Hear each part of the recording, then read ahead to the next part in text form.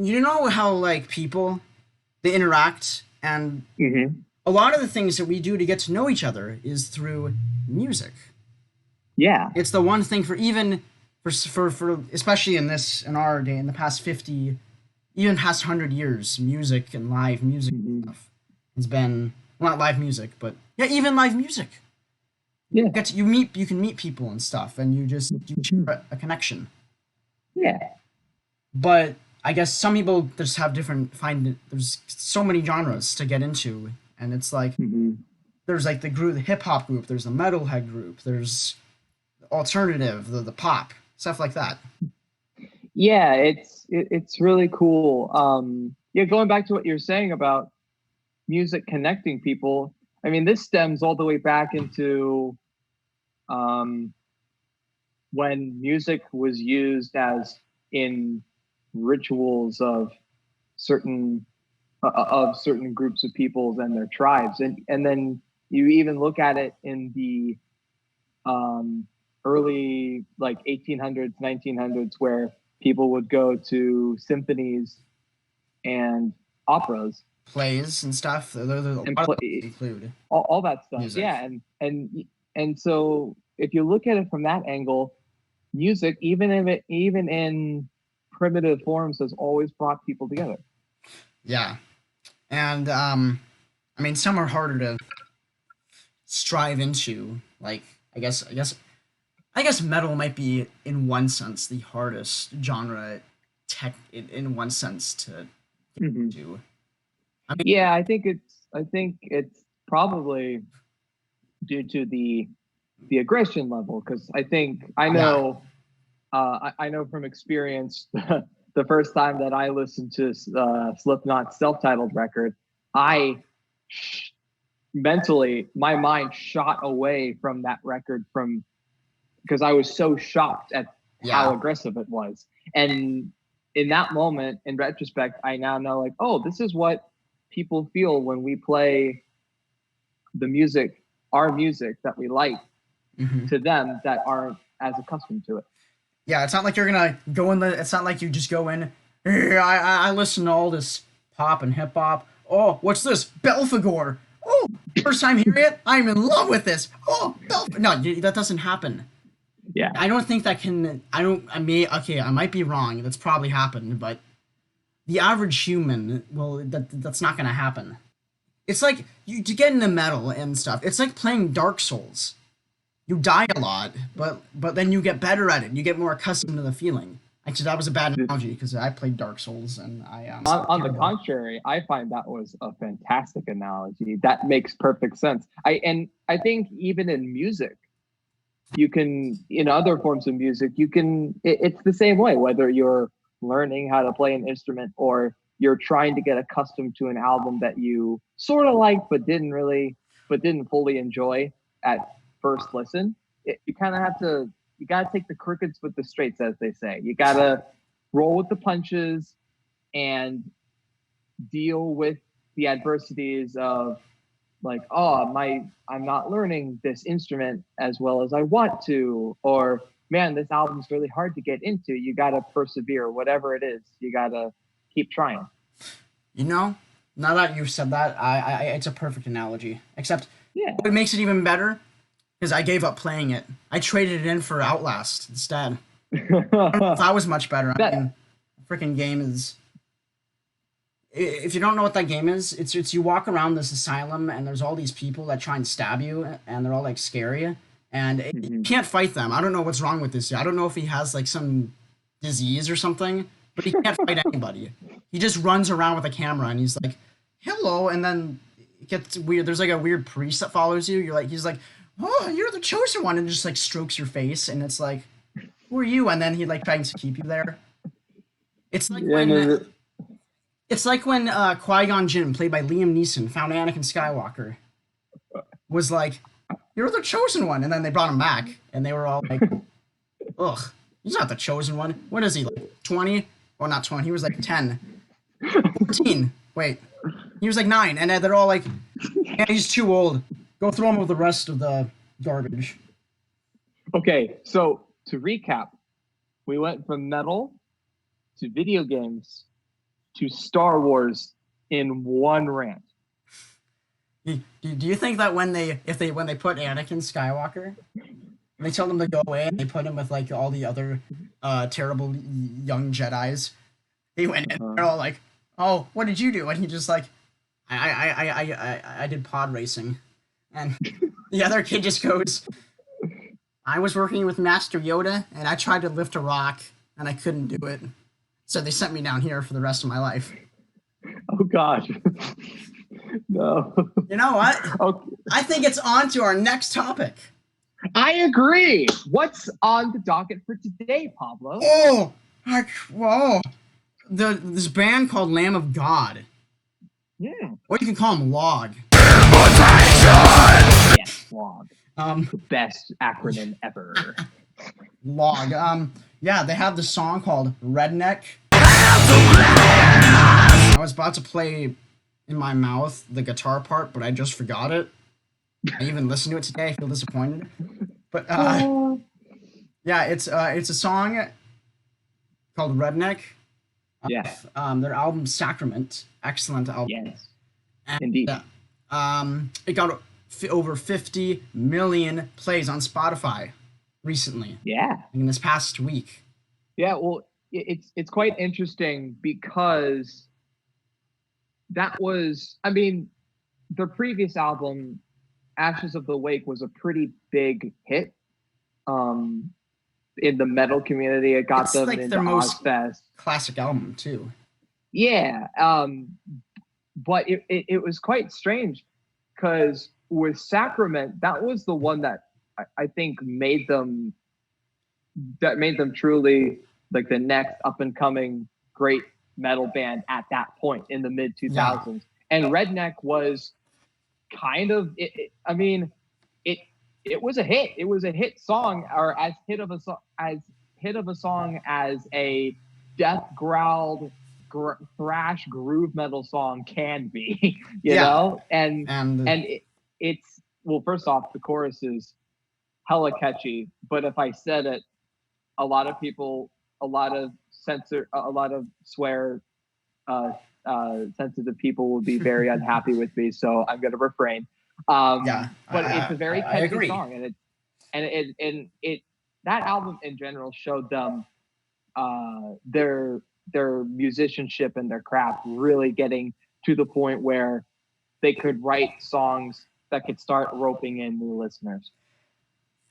When you said before, they had it when they released Ashes of the Wake. A lot of bands will go through this. They have this band shows up with this awesome album, but if you can't follow up that album with another album that people will go whoa to, then you're not gonna be as top of the line. You know what I mean? But when they release they basically hit their top, and I think even the records after Sacrament, if those were changed, probably would still be almost just as popular as they were when they released those two records. Yeah, yeah, I do know what you're saying though. Is that there have been bands that have had a huge album, and because they couldn't follow it up, they fell by the wayside. I think. I'm trying to think of an example. Candlebox, they had their self-titled debut album. It had the song "Far Behind." It was a pretty big radio hit, and the album's good. But as far as I can tell, they didn't really follow up. They didn't follow up with a big record after that debut, and they kind of fell by the wayside. Sorry to all of you Candlebox fans out there. I mean no offense. Still love that first record. You can say the same thing about Bush. Absolutely. Was 16 Stone their debut? I believe it was. If not, but it was their album that got them big. But yeah. They didn't. I think the rest of their albums are fine. They're not terrible. They have like they each have like one awesome song, and then the rest are like eh. But they're one of those bands that just have that. You know, I wonder if they were when Lamb of God was recording Because Redneck's about Randy, Randy Bly, Yeah. and I wonder if when he left, Mark Morton's like, okay, guys, the Redneck just left. Let's write a song about him. It's gonna be great. And then like when they released the album, he didn't even realize that it was there. Huh? Oh, what is this song? What Yeah, did you I find that the Rand Randy Bly as a as a person, from as far as I could tell, is one of the most it's one of the coolest redemption stories of any rock metal person I have ever heard, because he was a because let's face it, he first off he was an alcoholic, egotistic asshole. Pardon my language, but it just Yeah. he was mean and he was aggressive. The infamous fight between him and Mark Morton after a show, and it really was. You could tell, like, ooh, this guy needs to work out some issues. But I really think he really did clean up for the better, and in that regard, like, Redneck has become somewhat of a song that you can use that for any person who finds themselves who find themselves thinking they're the center of the universe and when, think when it's did all about he them. officially stop being the jerk? Just wondering, like in the, I do not know when he found sobriety. I think it was pretty late. It wasn't super late into the career. I want to say it was. is it when he went to I have prison or was that before that? I think that definitely helped humble him a lot, and be a better person. But then again, if you recall, there's a song, the last song off of their 2012 record, Resolution, Hmm. was called King Me, like King Me. And you listen to the lyrics, and the way that I interpreted them was it sounded, it almost, when I heard those lyrics, it almost was like Randy wrote them to combat his ego, because because the chorus is "King me is killing me." So to me, I interpret that line as that his egotistical self is killing him from within, and that song, I think, was to try to combat that. So I think I want to say that maybe he was becoming aware of that side of him, and that issue of him Well, around Resolution, but I have well, no clue, to be honest. I mean the album Resolution. If it's about it's if the album help with because the album Resolution, it's like, oh, I've resolved who I am. Mm-hmm. Must Yeah. That's good. Most people will probably don't go through that realization. Mm-hmm. And I bet, like, Yes. even now, he has a hard time not being. He has to always think about what he does. Mm-hmm. But, that's good that he notices. Yeah. Love you, Randy. Randy, not Randy. Randomly Also, Bliff. Pablos, I apologize for saying the A word. I Don't did. worry, guys. It came out of my mouth. You may not have heard it because there was a garbage Lars Ulrich drum sound. I'm not gonna insert it there. I might insert it after this again, just so you can all hear it in its disgusting glory. I'm so Good. happy their tour didn't have all the snares like that. Oh, that would have been the worst Metallica tour. Well, I don't know. I think that snare has its own charm, but Only for the but I album. don't know. No Yeah, other album I don't know. it couldn't really. I don't know for. how well that would have transitioned. All right, Pavlos, what's up next? What's up next? Oh yeah. So up next we've got a band that called Batushka. This is sort of old news, but I still would really like to talk about. This is a band that I found out about, I want to Mhm. say last year. I never listened to their music, but until actually a couple weeks. So a couple weeks ago, I I listened to three or four black metal bands, one of which was Batushka.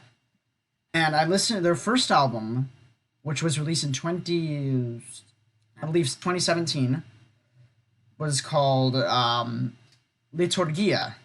And that album opened my eyes to an album, to a genre that I once believed to be the worst subgenre in metal. Mhm. And so their sound for the album and their generic sound is heavily driven by a choir-esque sound from Eastern Orthodox Church, which has a lot of what is called Byzantine chant, and a lot Mhm. and the Eastern Orthodoxy is basically one of the most ancient traditions of the worship of God, and Mhm. it's surprisingly the choir sounds fit very well with the combination of Batushka's classic black metal sound. And the album is actually because I've listened to it several times since the past couple weeks, but it's quickly becoming one of my favorite band's albums. George, Mhm. you listen to it too. What would you say makes it stand out from the rest? Well, I think you hit the nail on the head. Is that just the fact that they combine it with this very specific and unique kind of choir arrangement behind the black metal sound. I mean, we all know a typical I mean, granted, Behemoth is no longer a black metal group. They're black and death metal / death metal, whatever you want to classify them as. Yeah, But they use a more traditional choir, and like even then, like that, even then, like them, Cradle of Filth, and Dimmu Borgir are some examples of metal bands in that extreme metal realm that utilize a choir to create these grand, epic arrangements of songs. But more specifically, Batushka sets even themselves apart from those bands because, again, of this specific choir style. It's from a specific organized religion, and therefore it has its own unique style to it. And I think that's what makes it incredibly unique. And granted, I've only listened to the album once, a request on your behalf, Pablos, yeah. like a couple days ago, and it's a really cool album from a creative standpoint. I don't know if I myself am going to be a big fan of this band, Yeah. like as a fan, but as a person that might want to pursue songwriting and just is a creative person in general, I thought it was a fantastic record. Just you Yeah. could totally see creativity was just bubbling at the brim, so to speak. And I think the reason that I find I think this album is the Liturgy is my for me my favorite black metal record. Now, this band is only like 4 or 5 years old. For a band that's only been around for like less than like 5 years, they have quite a history. That's kind of crazy. Yeah, It's a type of history that not many bands have ever gotten. Um, it's but probably the only band that I know that has gone through something like this. yeah, so here's a message from the genius behind the sound and the idea and everything. His name is Christoph Drabakowski, And he has a and he on and in December 30th of 2018, he recorded this message. My name is Krzysztof Drabikowski. Most of you know me by the moniker Christopher, the leader and creator of the musical project Batushka. I am recording this video because I have lost control over Batushka website, Facebook page, web store, and as of Tuesday, even the Instagram account. This is the only way I can tell you what is happening and how my former vocalist is trying to take the band away from me. I created Batushka in the spring of 2015. I'm the author of the music, lyrics, the name, the paintings that you know from the album cover, and the overall monk image idea. I have made the musical arrangements, wrote the melodies, and recorded most of the instruments on the Liturgy album in my private home studio. Before the finishing touches, I invited back from Krzysztof to do the vocals according to my guidelines, matching Bilem to record my drum parts on acoustic percussion. Batushka was meant to be an anonymous musical project, and from the beginning the idea was to keep the lineup unknown to the public, so that the listener could focus their attention on the musical experience itself. The album, released by Krzysztof's underground label, became a hit. The demand for a live show from all over the world was enormous, so I decided to, with the help of my friends, bring Batushka's music to the live stage. During the past 2 years, I have written and recorded the material for the second Batushka album, and Krzysztof pressed me to release it as soon as possible. As I wasn't satisfied with the result yet, I postponed the release of the follower of Liturgy, which followed with Krzysztof declaring his leave in the band. On the Friday of the 21st of December, I learned that Krzysztof hired a musician to produce an album that he planned to release as the new Batushka records behind my back. He also registered Batushka as his personal trademark. Before I managed to do anything, he cut off my access to all Batushka's media platforms and tried to enforce some kind of censorship on all media interested in the band's situation. In response, I have taken legal action and have been advised by my lawyer to not say anything further. All the new picture you see on the website and Facebook page are of Krzysztof and random people like his son, pretending to be Batushka. Every upcoming festival claiming to have Batushka in the lineup has made a deal with Krzysztof and not me. I would like to kindly ask you to copy and share this message wherever you can and let the truth be heard. As you know, the only true Batushka will be that without a behind the mic. Thank you for watching and thank you for your support.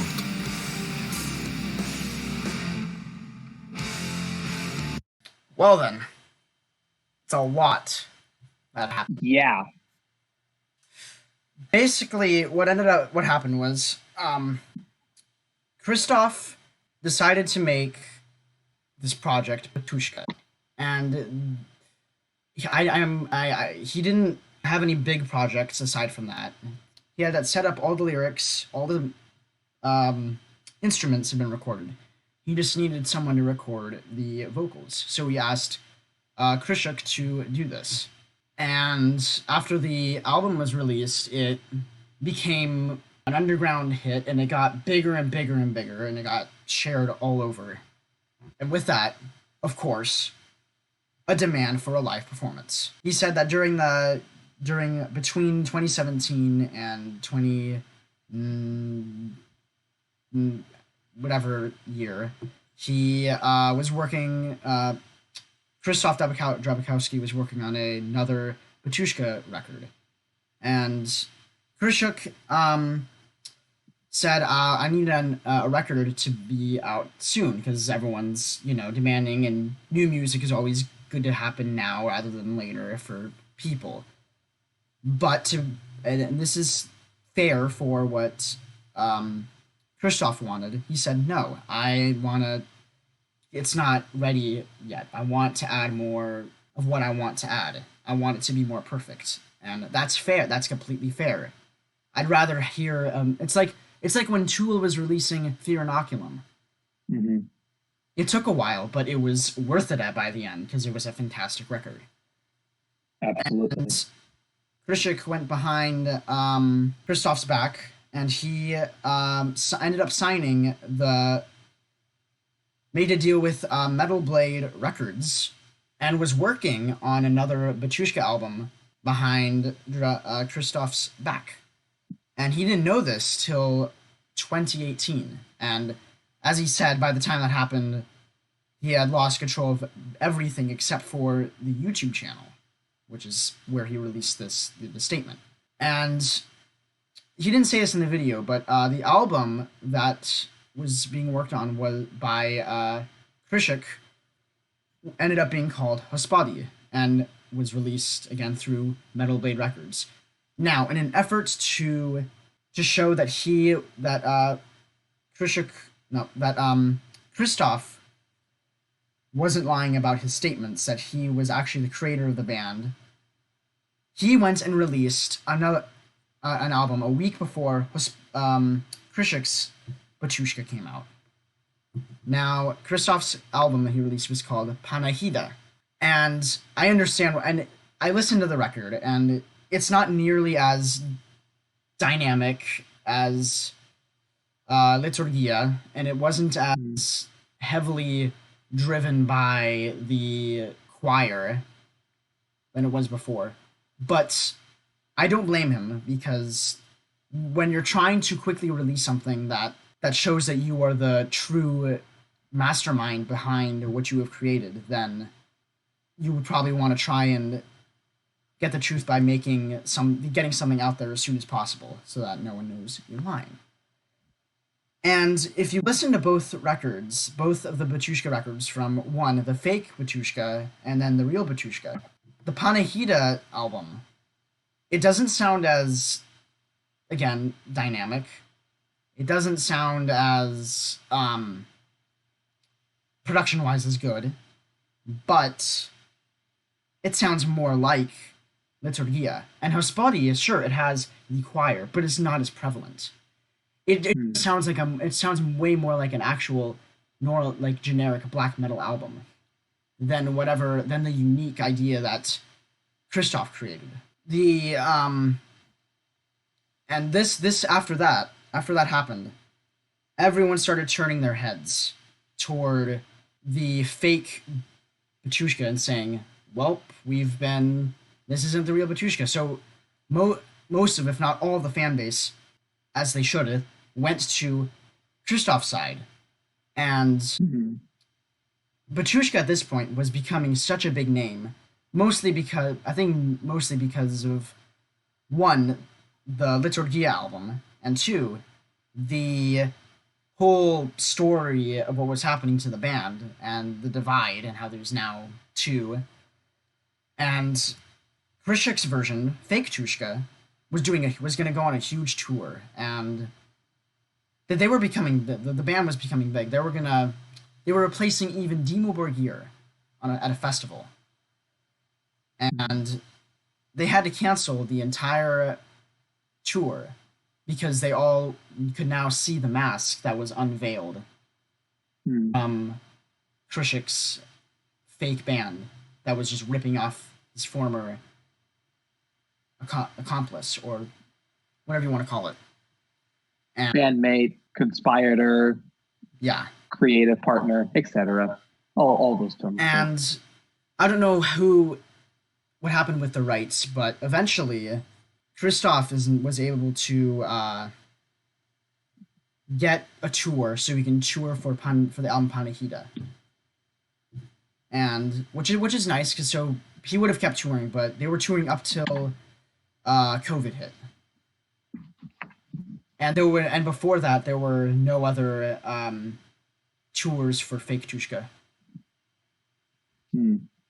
Now the worst part. Here's the worst part that came out of this. Metal Blade Records they knew what was happening especially after the announcement happened from Jabukowski, and they didn't do anything about it. They in fact helped with deleting comments from Metal Blade Records releases of the music videos from Chick's fake version, and so that you couldn't see anything. And but they couldn't remove the dislikes because the dislikes were all from like 1,000 likes to 1.5 thousand dislikes. I feel like the music industry, even if though it's an independent record label, cares more about their money rather than the truth. Yeah, well, it's interesting because this history, the history of Batushka sounds something straight out of a movie or a reality TV show than it does in Yeah, real life. I mean, in terms for what Metal Blade did from a business standpoint, I can't blame them. Batushka is an up and coming name. As we said, Liturgia was a big hit with the metal community, and the fact that it was a potentially a new band that could, bring in a lot that was a pretty healthy monetary prospect for Metal Blade. I could see why they didn't want to drop them from the record label. I mean, I am of course disappointed that they didn't do that because come on, you got to have some morals. But from a business standpoint, I get it. I kind of get it to a certain degree. If anything, it's just weird to me because Fake Tushka was literally the way it was just because the vocalist decided to use the name so he could elevate, so he could sell more records and get somewhere else quicker. the least he could have done was just release this project that he was working on before as a solo project or something. Yeah, like a But whole new then band or whatever. he just threw, and then he decided, well, I'm gonna take their name and I'm gonna, because the band he want as Christoph said, he wanted his band to be anonymous, so that it could be more about the music. And well, the Mm-hmm. opposite happened. Now there's two bands, but he could have just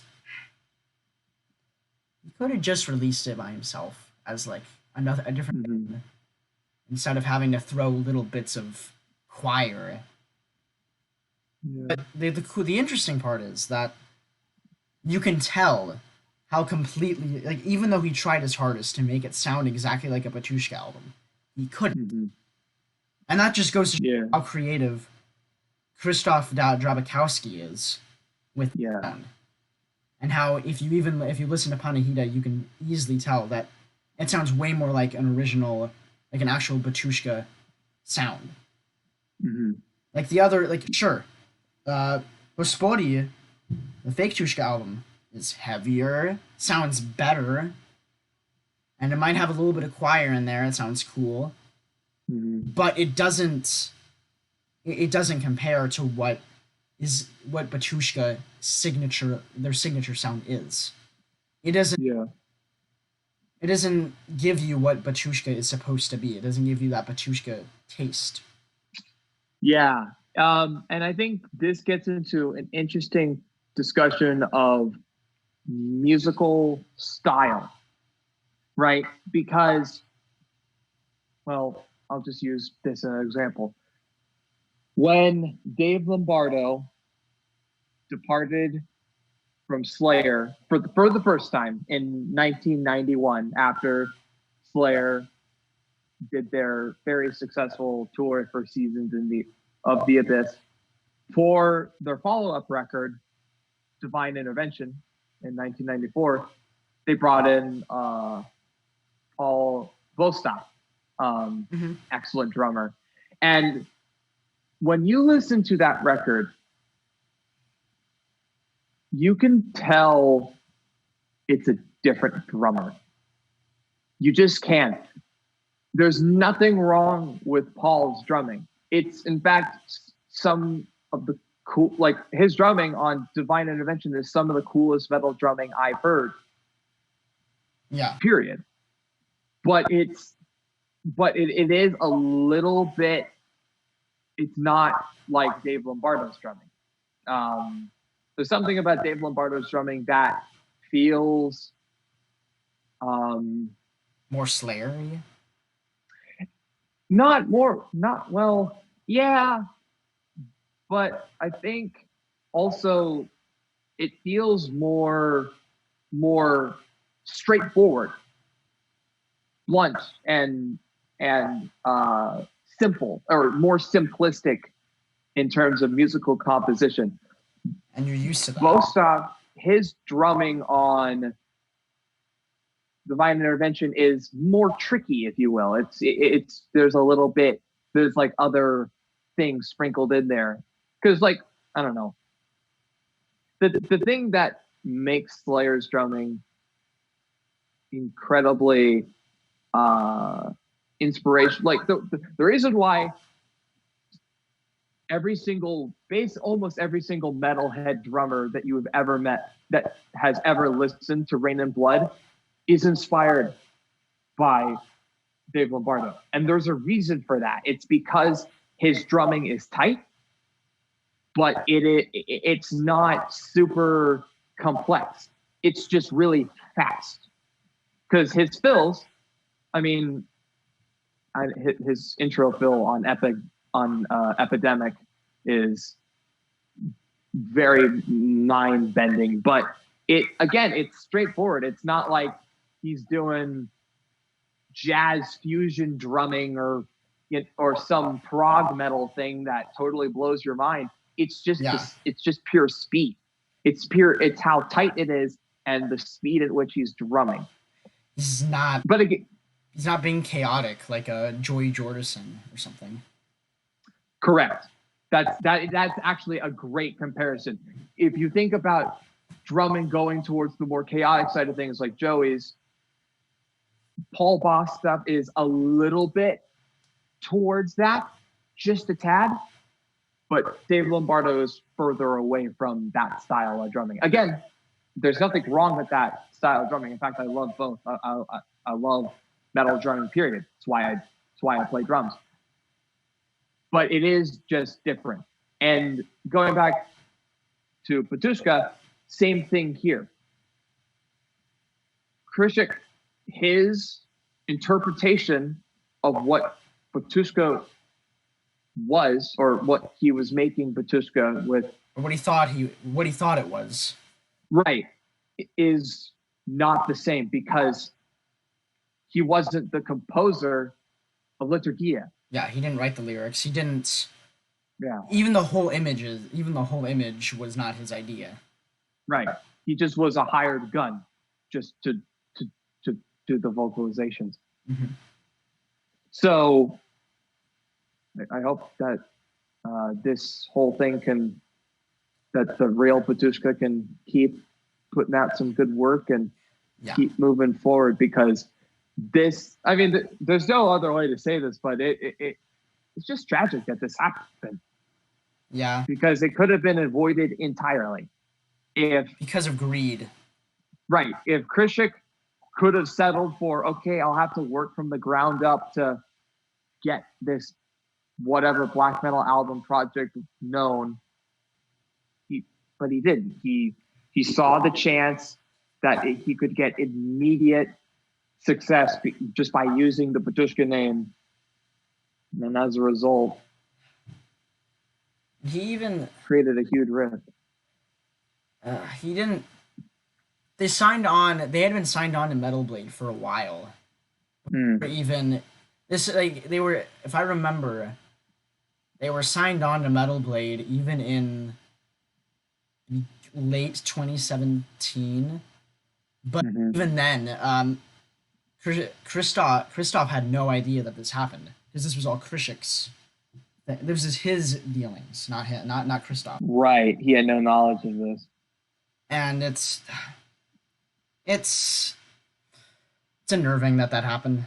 But I think it's all getting better, because now that everyone again knows that who the real Batushka is. Even before COVID happened, Krushik's fake Tushka they had to cancel every show because of lack of interest or lack of money. And the people who did show up, most of them were there to talk trash, say you suck or screw you. You aren't. Yeah. You're stealing from the real mastermind. Yeah, and I think if you don't mind, I want to take this line of conversation because we know Metal Blade had a hand in this. I wanted to talk a little bit about how the music industry, with and metal and all that, how that is doing today, and I just kind of wanted to talk about what's your opinion on that side of things. The music industry and metal?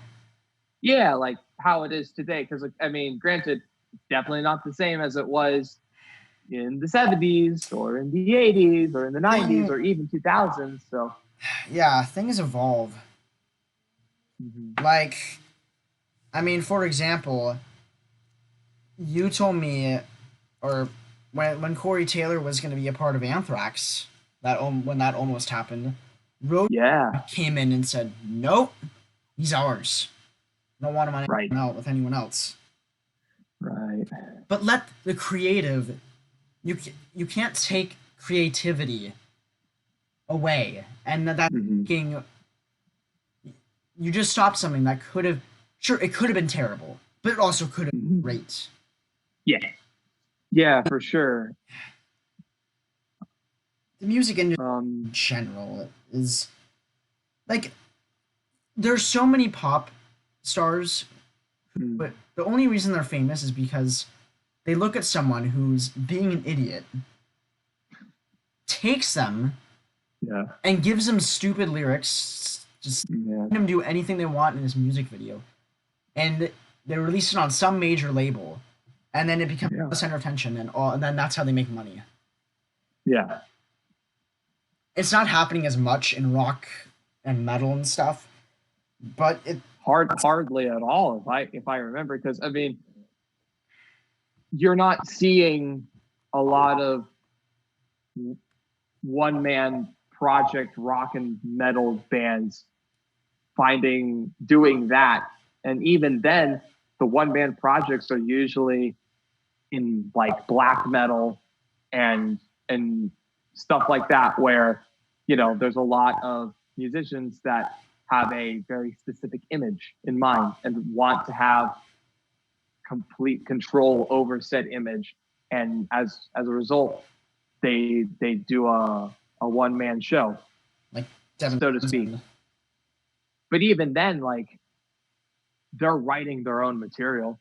It's not like someone hired a professional musician to write stuff for them, and maybe not even a musician, just somebody that knows how to write music, and then hands them the music or whatever and be like, here you go, do whatever you want. Like, to me, music should be by the artists and for the fans and consumers, right? It should just come from them entirely. From the heart, straight from the heart.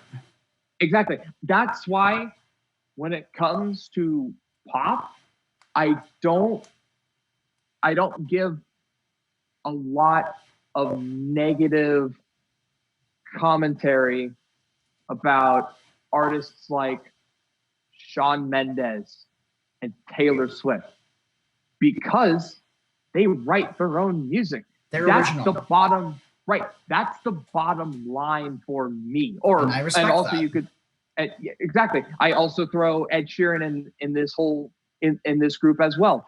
They are Post Malone. Yeah, they'll have an original sound. Yeah, they are in the midst of pretenders and people that don't write their own music. They're the ones that at least write their own material. And to me, I can respect that even if I don't like your music, even if I don't like their music.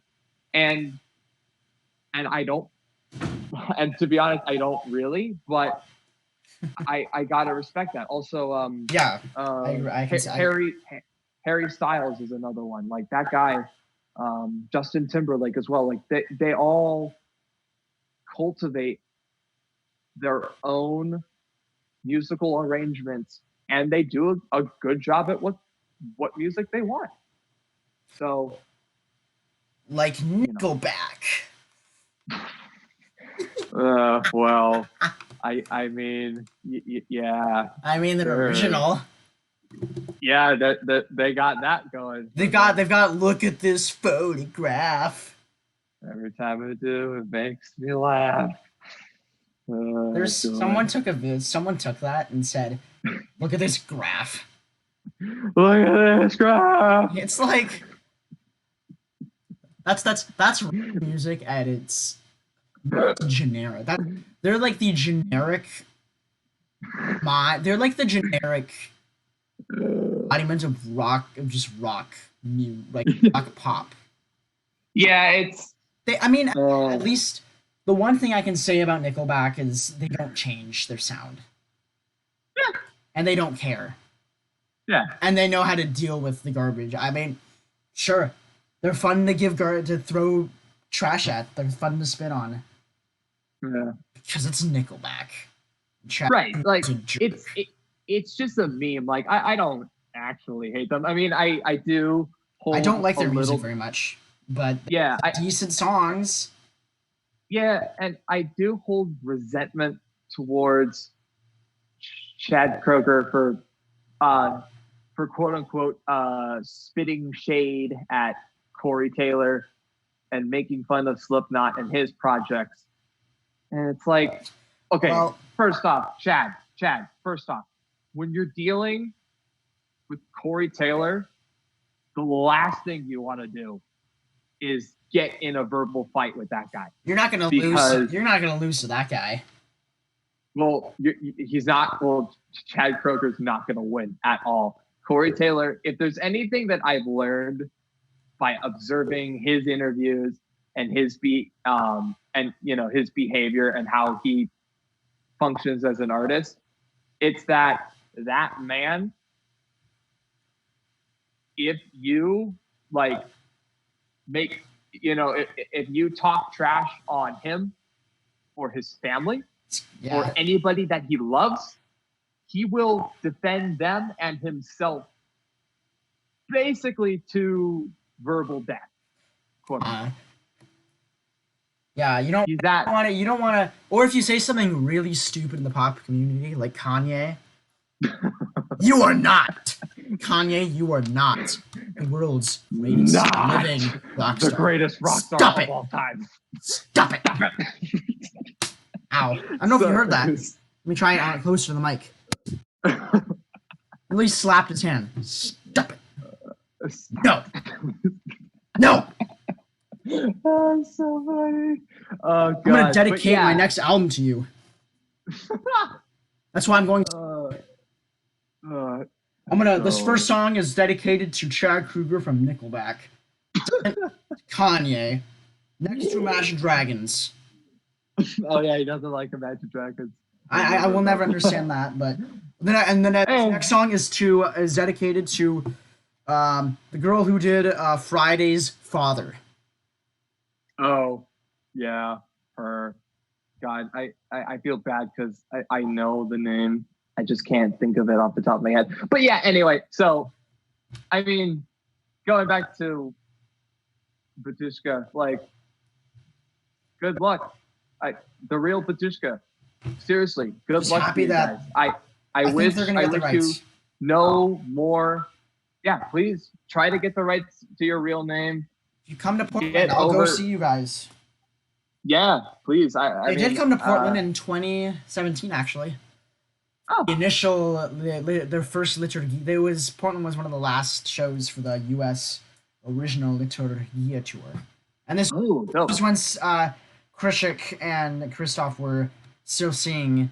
Well, they were still fine with okay, maybe not fine with each other, but before the whole fake Tushka happened. Before the split. Yeah. Real quick, and this is just the last thing I'll say before we move on.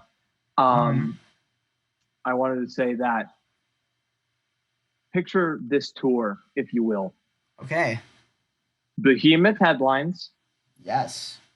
The leading opening band is Watain. Okay. Or Watain.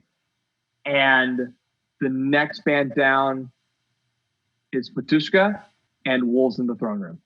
I'm down. I mean, those are probably my 4 favorite death slash black metal bands. Mm-hmm.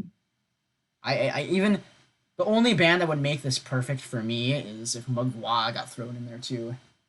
Oh yeah, those But guys. Magua has I don't know if they've played in the US maybe 5 shows, and that was for all tour. They were gonna do another US tour, but then COVID hit.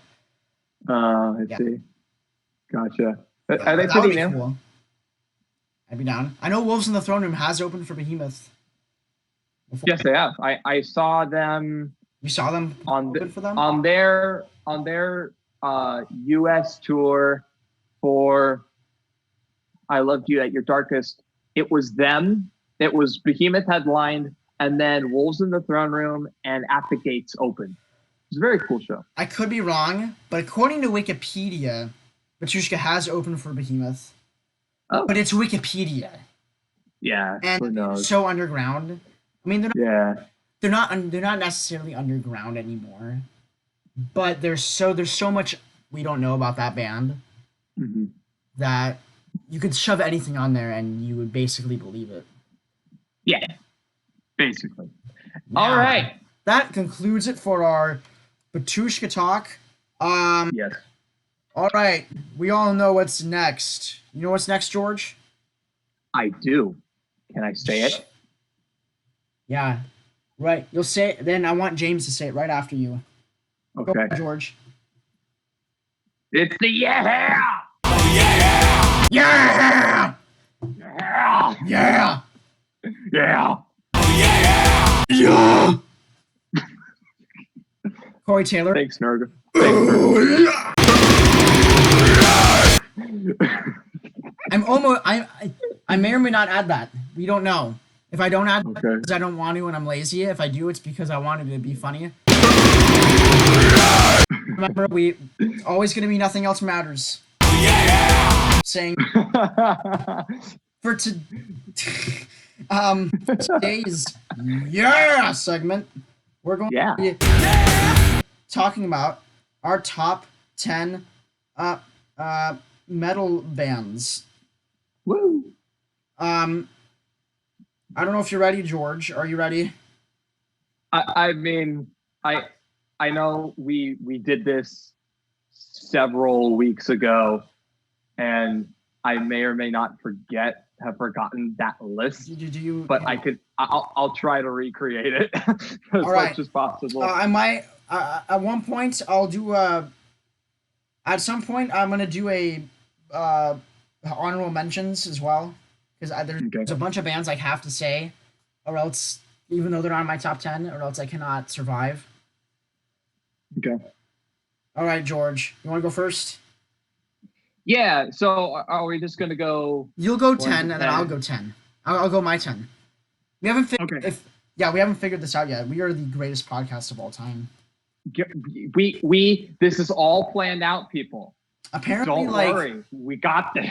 Taylor Swift, I think she started a podcast, so we got some competition, George. Oh no! Got some heavy. We got that Taylor Swift coming in. Oh no! Well, we're screwed. We're doomed.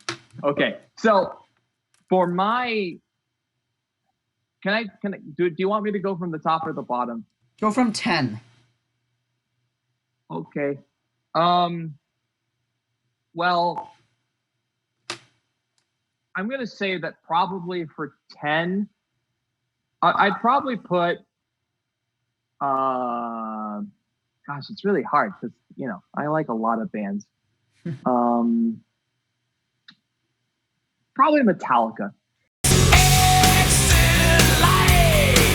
Because that's a perfect 10.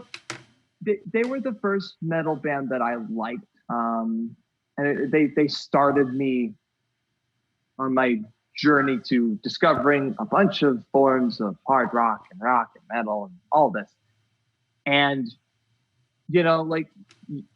say what you want about the Black Album and whatever else that they did later. Yeah, their first 4 records. And again, the Black Album, but that one's still divisive. Their first 4 records have inspired so many bands, and bands of very aggressive and extreme natures. I mean, what? I know Machine Head, they covered Battery on their 2007 album, The Blackening. It was an outtake or bonus track. And the riff for Whom the Bell Tolls has been accidentally created so many times, and then they're like, oh, we just created another For Whom the Bell Tolls. You gotta scrap that.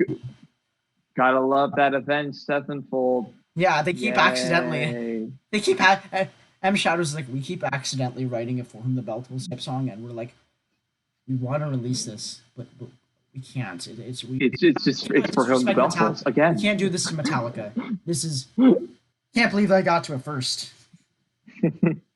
Oh, it's so funny. For 10, I think Metallica definitely deserves that spot. And then I really wish I saved that list that I wrote. Do you want me to go? How about I do my 10? Do you want to do your 10? I'm gonna try. I'll do my number 10, and then you'll do 9, and I'll do 9. Perfect. That's a good way of doing it. Switch shirts. I think that. Yeah. All right, my number 10. I'm looking at my list. I'm not going to say this in this correct order, but we'll go Behemoth, number 10. He did some classic stuff. They're about big as a death / black metal band can get. They're kind of above that genre now. They're kind of their own death metal genre thing. They're I don't even know where to start with this. This was the band that gave me a different view on really. This was around the same time when I found Slipknot, but this is the band that made me comfortable around a darker side of metal, and more. I can remember the. This is a strange song, first song to get into, but Demigod was the first song that I enjoyed by the band. Nice. It's a great song. I just remember hearing the and I was encapsulated by Inferno's drumming, and it was the best thing I ever heard. And then as soon as I heard the Nurgle doing whatever he was saying in that song, it just captured. And then I heard Bartzabel, and I was like, "Is this the same?" And then over time, I listened to the rest of the stuff, and then they made it to the awesome number 10 spot. And 10 is not a low point. I listen to a lot of metal bands, so 10 they're just as important as number 1 to me, basically. If not, they're like right below there. All right, George, what's your number 9? Yeah, so number 9 for me was Nile. Now, Nile is they're a death metal band from North Carolina, I believe. Wow. And they take extreme, brutal death metal. That's very technical, brutal death metal.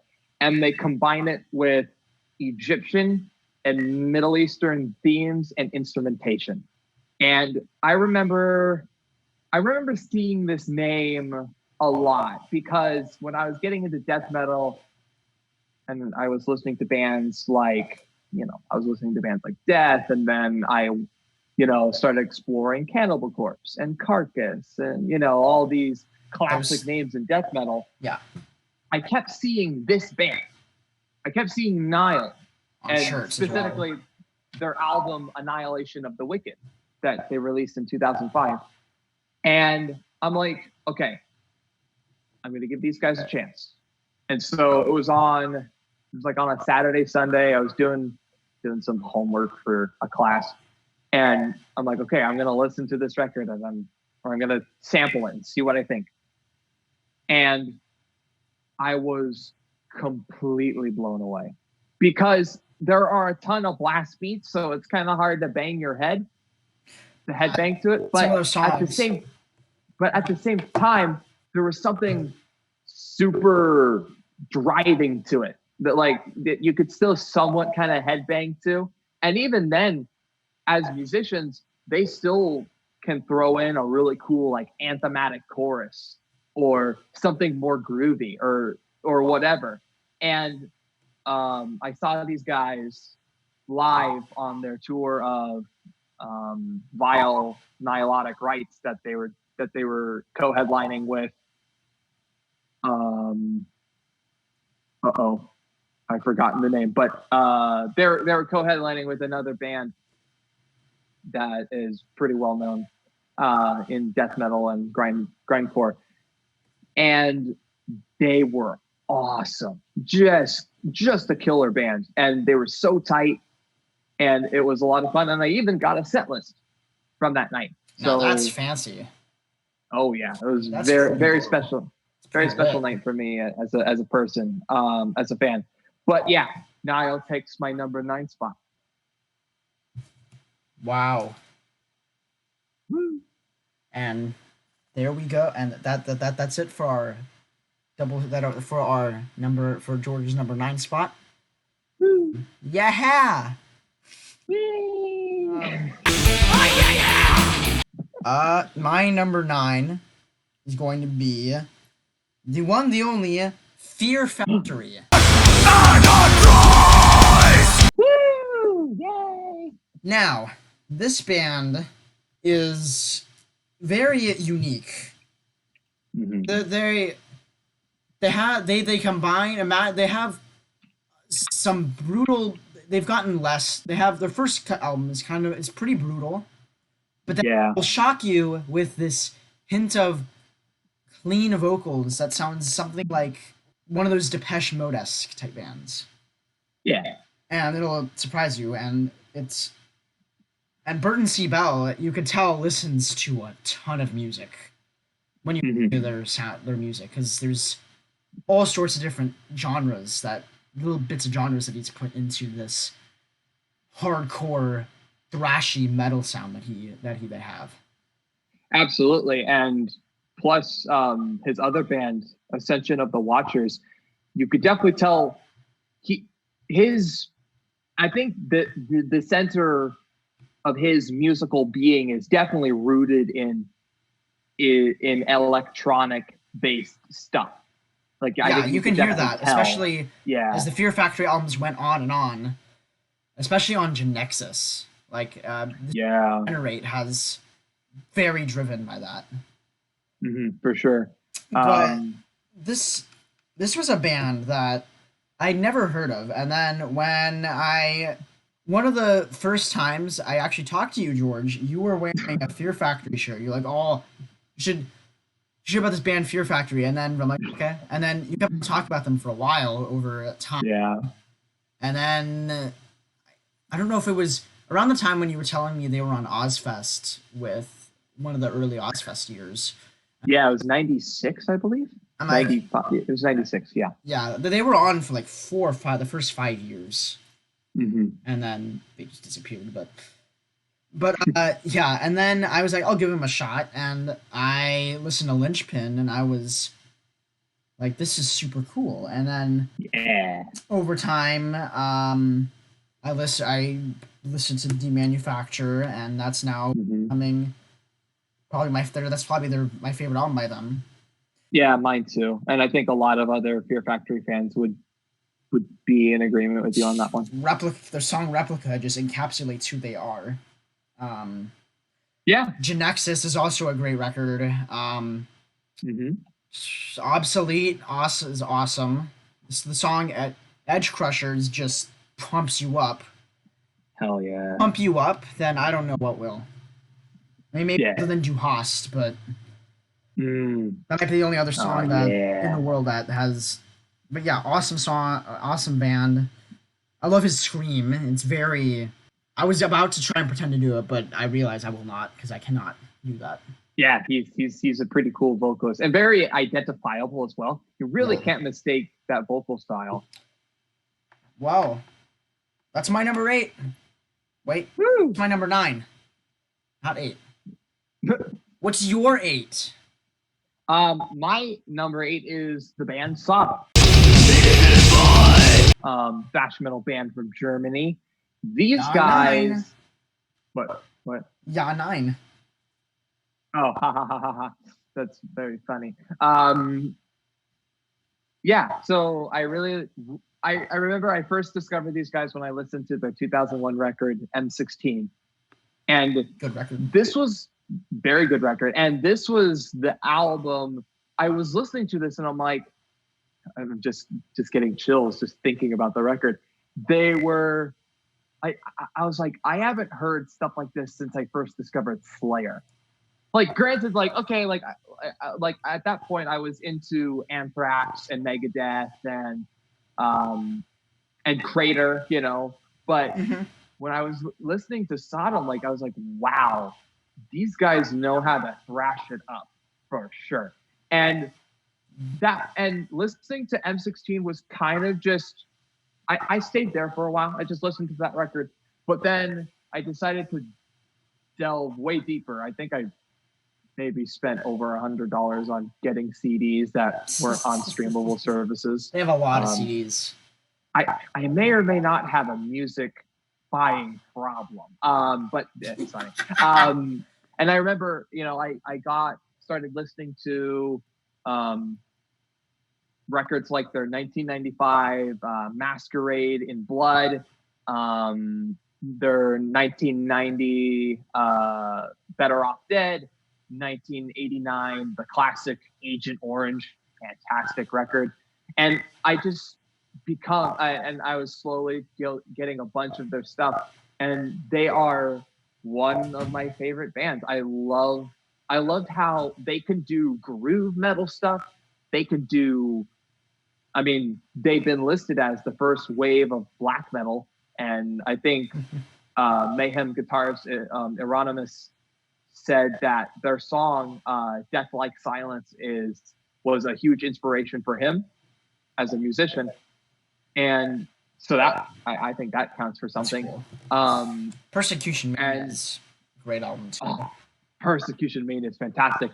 Could have been a little bit louder on the recording technology, but you know, it is what it is. In my opinion, it's their best album. Yeah. Well, I mean, again, all it takes is a couple notches of the volume button, and you're good to go. Yeah, it's one of those albums. Yeah, for sure. So yeah, Sodom is my number 8. Lit.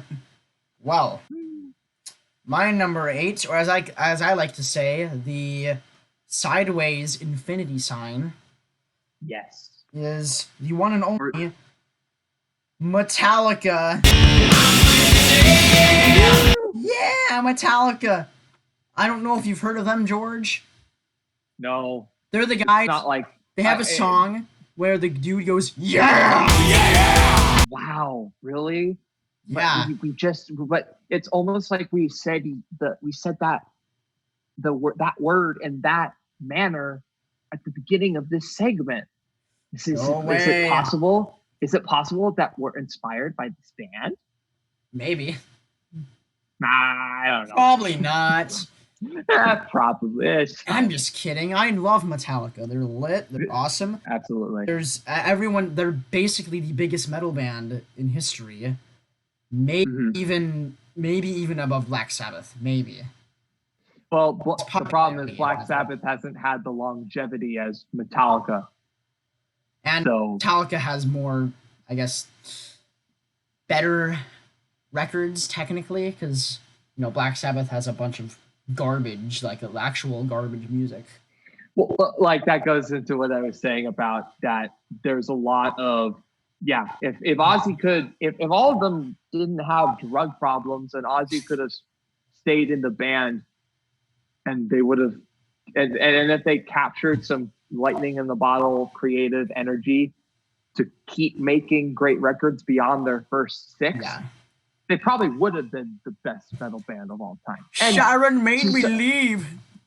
Told me to leave. Tony, Sharon made me. For me. And to be fair, they are probably the first metal band of all time. You can argue other bands, but they were the first of us. I mean, what type. What are the only arguments? Led Zeppelin and Iron Butterfly. Yeah, I mean, even Yeah. Some may argue the Stooges. Really? They're not, oh, were they in the 60s? 1969 they released their first album. Oh, They had a song okay. called "I Want to Be Your Dog," which was pretty heavy for its time. Oh yeah, I remember that song. Slayer did a glorious cover of that where they changed the chorus to they changed it the title and the chorus to "I'm gonna be your god." So funny. All right, what was I? Oh, Metallica. Yeah. I have to say about this band, they're Metallica. They have great records and Justice for Yeah. All. They also have two of the most egotistical people in metal. Why do you leave the band? We're the best band in the world. Why would someone want to leave the best band in the world? Period! Exclamation point! Napster suing you. You sang That a song on the side of a that street with a guitar. Yeah! I'm that suing bit is you.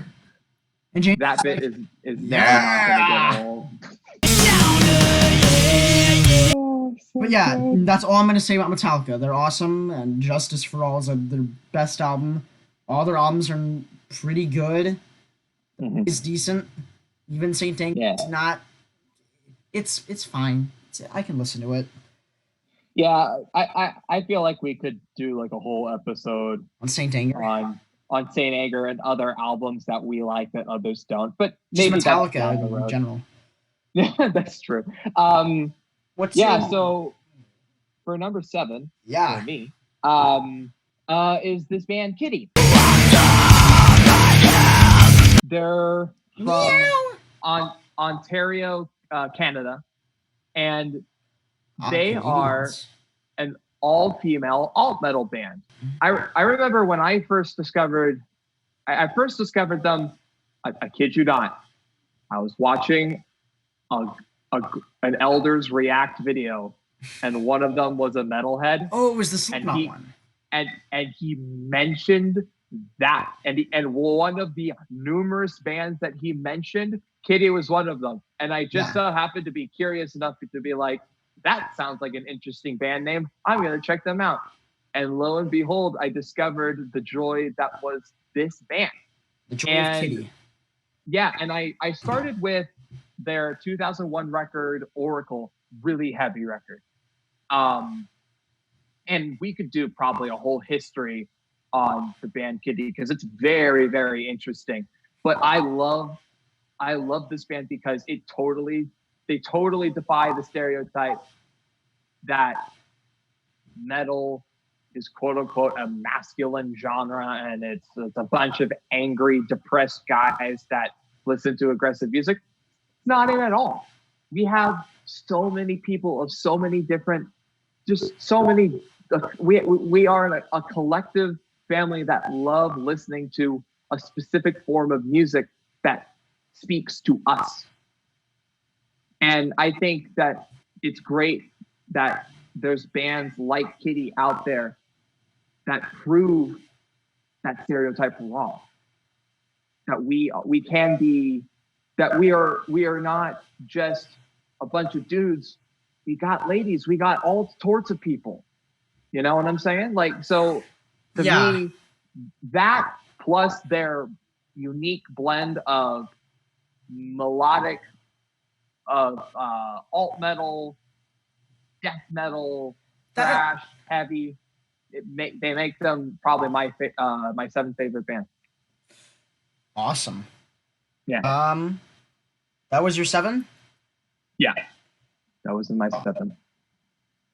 Good choice. I've listened to some of their stuff. I haven't fully gotten into it, but I'm back. Yeah. But yeah, 7. Kitty. Yeah, meow. My 7 is all the way from Mother Germany, Rammstein.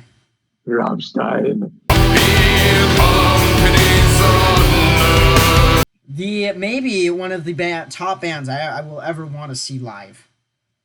If you haven't listened, so Sehnsucht is probably their most well-known record because it has Last. Great song. Just if you want to headbang it, just if you just really need to headbang, just play that riff, and you'll Yeah. stand there going, doing that nonstop. And Hell yeah. Tils Lindemann's voice is so, Mm, it's so, even it's though great. they all speak in German, that you can kind of tell what they're talking about depending on the song. Like, Mein Herz brennt, which is means my heart burns. You can kind of tell it's about a dark Yeah. story, or the whole album. Mhm. Mutter seems like it's like a blend of military-esque type songs, Mhm. weird, dark story, fairy tale type stories, Yeah. and criminal mind type things. Yeah, and real quick before you continue, for all the listeners out there, it was Pablos that introduced me to this band because I had heard about them, and all the Du Hast memes and the such and the whatnot, but And it kind of makes you feel like, really, this is a band. well, I mean, I Part of think it. That was. I yeah, because you bought me a copy of their album Mutter as a graduation gift, along with a Sepultura shirt, and I could tell you that is a phenomenal record, and it's primarily to me because they're so stripped down and yet not. They have electronic flourishes and glamour sophistication to the music that makes it very interesting to listen to, but it's also very four to the floor, just grinding like a heavy riff out with just a nice, just simple rhythmic beat behind it. And it is possibly, it is, I mean, and there's reason why people like AC/DC and bands like that just rely, they cling to a riff and they just And that's what Rammstein jam does. and they jam it out. I mean, like Lynx 234, just just a vicious riff. Same thing with But- Svitzer Yeah. as well. But the thing that makes that stand out, if you compare them to, if you the thing that makes them stand out from even though they have simple riffs, they are Yeah. heavily driven with a keyboard with a keyboardist. Right. And Tils Lindemann can do so much with his voice. Yeah, for sure. Like, hey yo, he's good. And then he can have and then he can be like grunt to what he says, and then he'll just surprise you with a just powerful voice. Yeah. That sounds almost opera sounding. Like if the song Zana is a perfect representation of that. And yeah, that even chorus is stuff. so pretty. All their stuff is so good. The newest album, the song Deutschland, it kind of brought them back up. That everyone was like, Rammstein's still out there. They're still just grinding hard in what they do. Let this be known, and again, this is just Apple Music, so I don't really. This isn't really to be heated much, in my opinion. But if you go onto Rammstein's Apple Music page, under their essential albums, they put their self-titled / untitled album.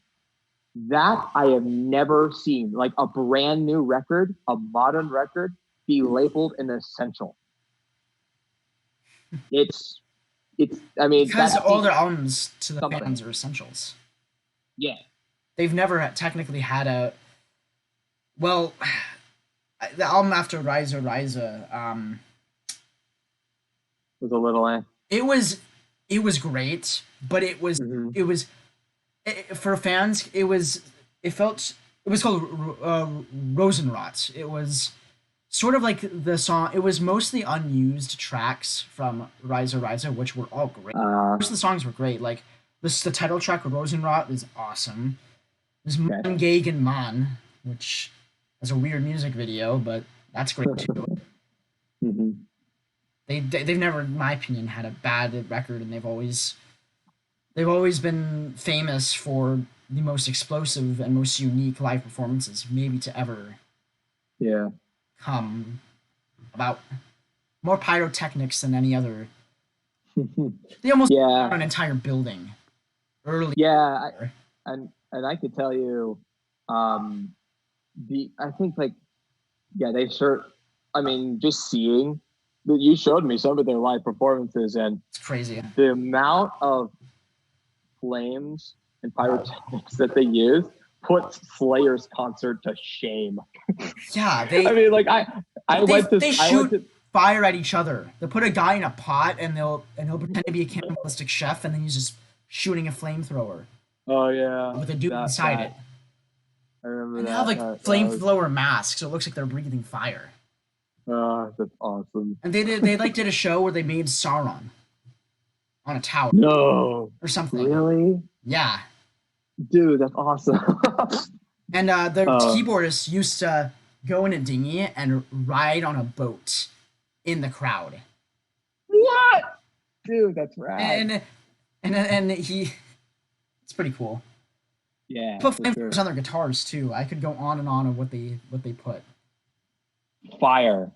Just that's the Fire. one word that you need to describe their performances.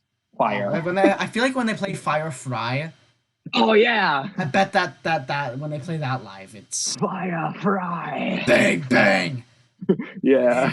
bang bang, Fire Fry. Love that song. So good. All right, that's my number 7, Rammstein. All right. What's your number? Wait, no number. What's your number 6? This would be Lamb of God. Or Lamb of God, really. Log. Laid to rest. Control yourself. You're better alone. Destroy Destroy yourself. yourself. See who gives up. Can't say that. That was a no. Don't worry, in the case of that pause, I'll just do a by Lars, even though you didn't say it.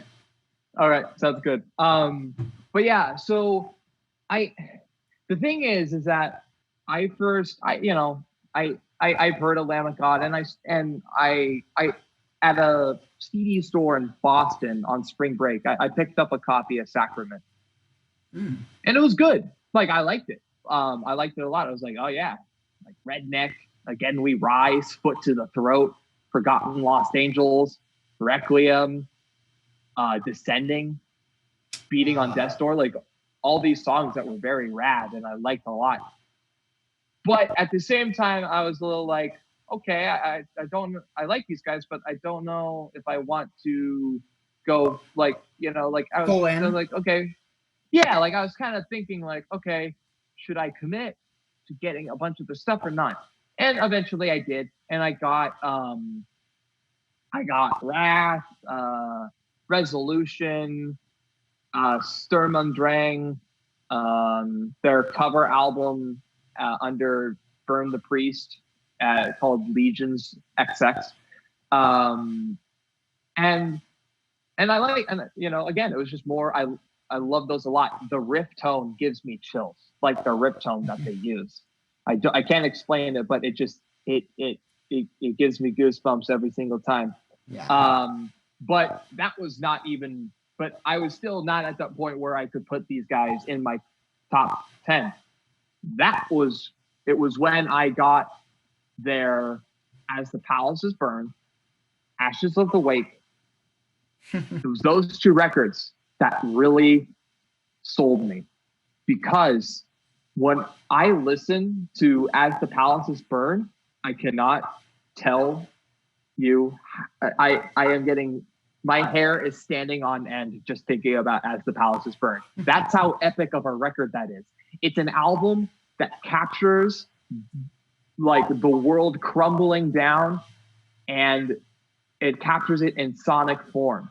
You have Ruin going into As the Palaces Burn, Purified, 11th Hour, Blood Junkie, Vigil, Boot Scraper, like all these like gritty, almost apocalyptic sounding songs and aggressive riffs, and and it really just does, to me, it almost sounds like an album, like the world's ending, and this band's just jamming to the apocalypse. They have some of the best people on using the instruments in the album. For sure, absolutely. Mark Morton's really, really creative with his riffs. Mm-hmm.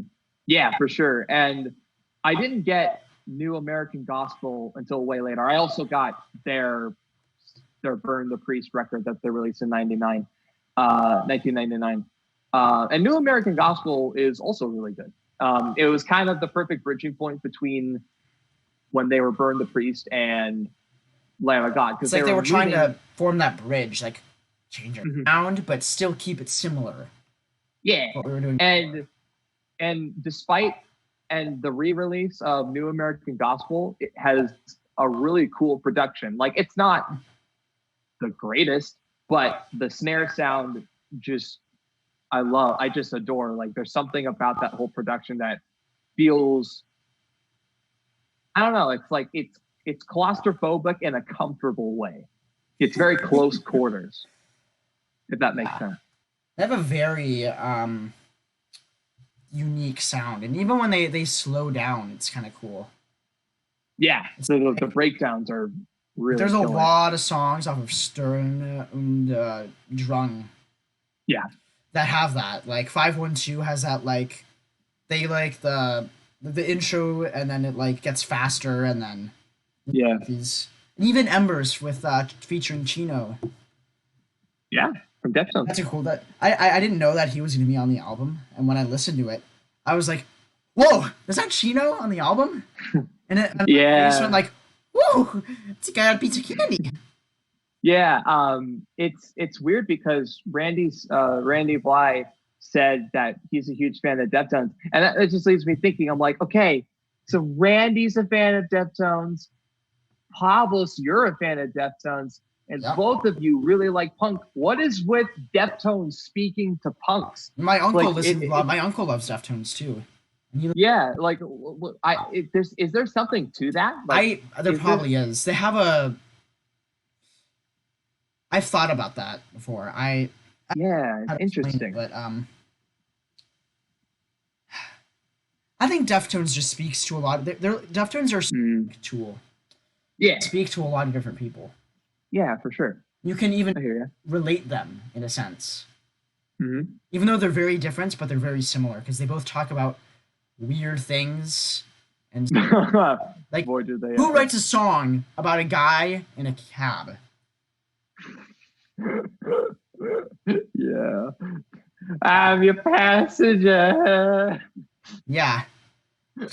Yeah, dude. I got the windows down, stuff like that. Or Digital Bath, about someone getting electrocuted in a bath. Oh, is that what that's about? Yeah, because it talks about like how the electric wire is in the thing. Oh yeah. Yeah, also off of their most recent record, the song parentheses L N parentheses MIRL is about like not caring about a person anymore and then being in depression and then committing suicide. But it's like, it's all sung. The lyrics are simultaneously, they're very literal, but then sometimes they're also metaphorical. And I think that's primarily what makes Chino such a cool lyricist, is because a lot of his lyrics are very strange and weird at first glance. So he uses a lot of metaphors and figurative, but they changed over time.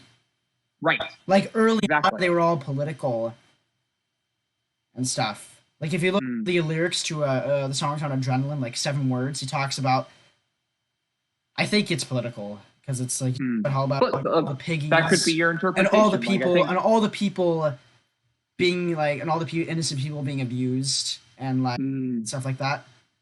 Yeah, I think like I'm pretty sure. I might be wrong. So, but yeah, it's my take.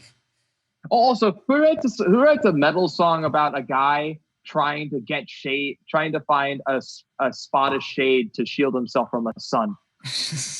The song is about having a summer in your head, I think, in Oh, your brain. interesting. Okay. Creativity Well, of anyway, Deftones, one of the most creative so bands ever. But yeah, so we got way off topic. So yeah, Lamb of God, they're great. that was your They're my 6. that was my 6.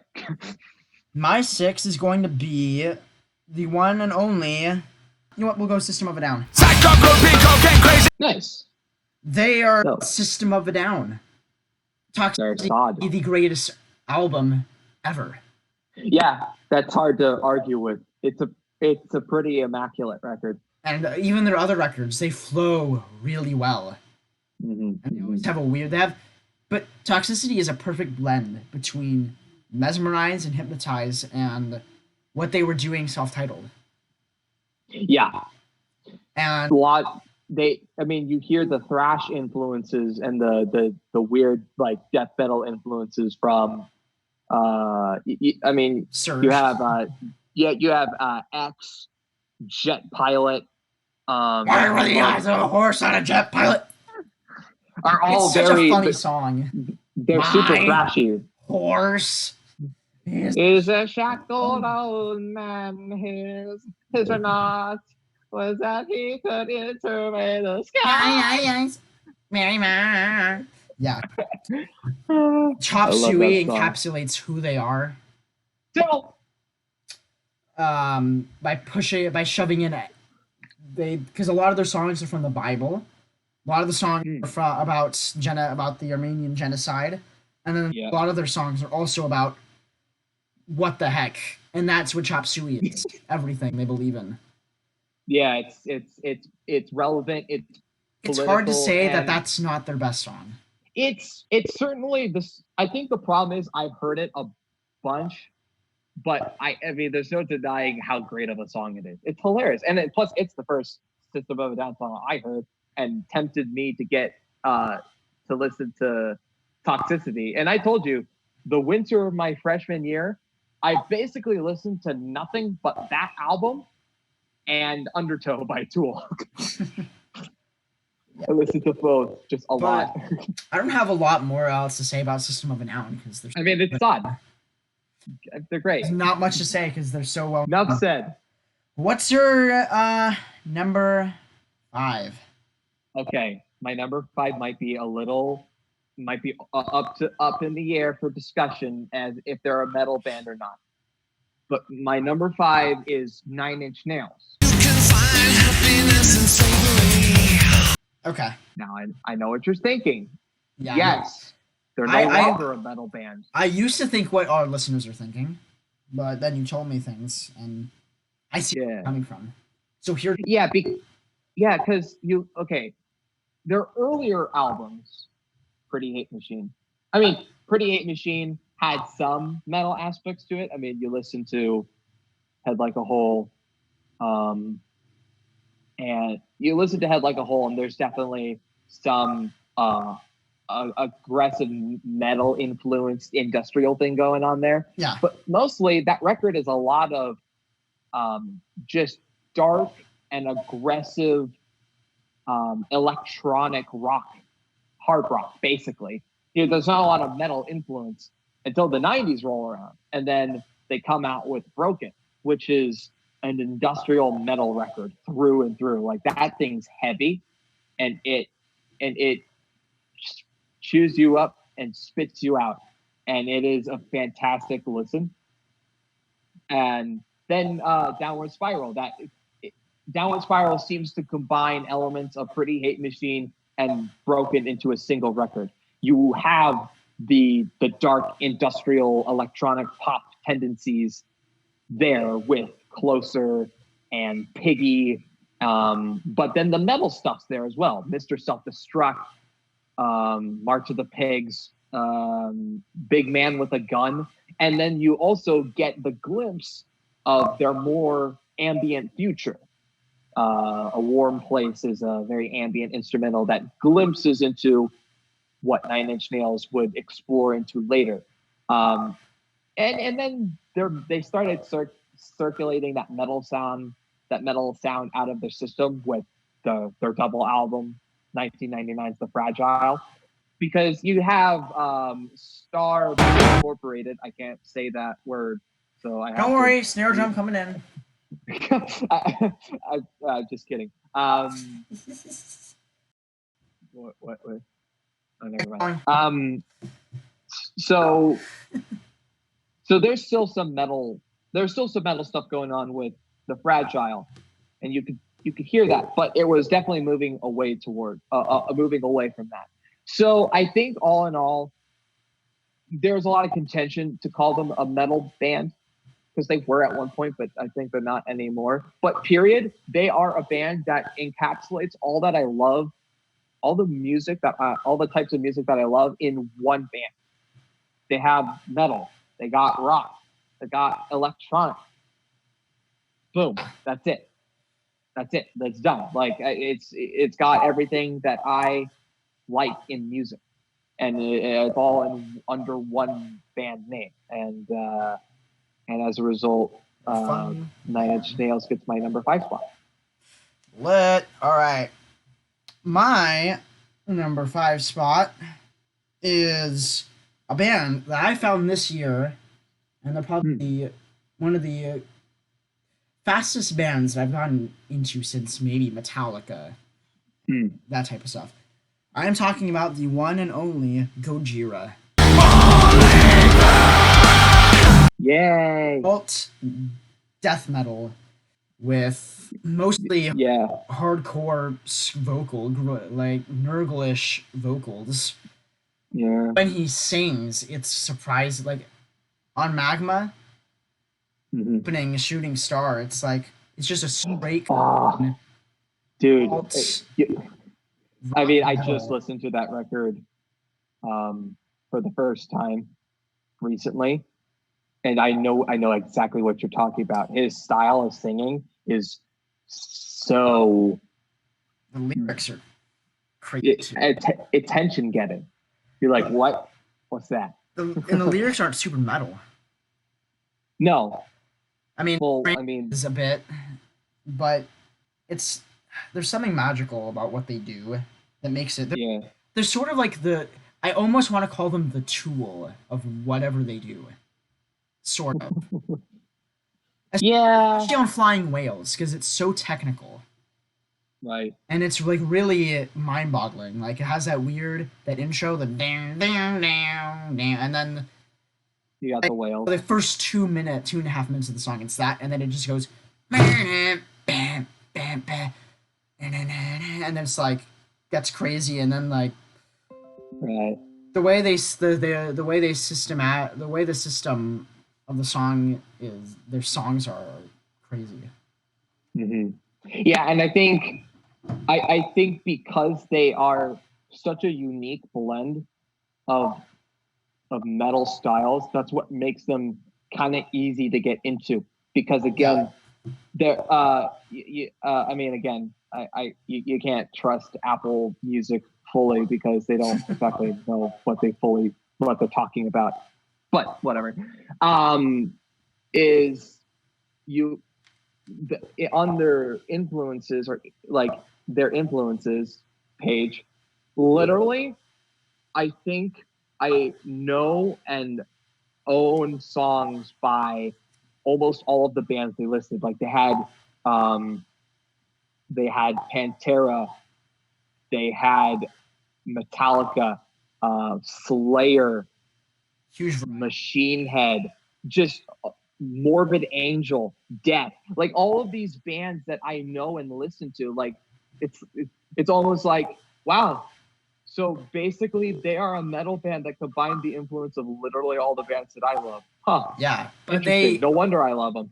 They release it in a completely different way than any other band will. Like they take metal to a whole other level. Yeah, they do a good job. That makes it easier to listen to.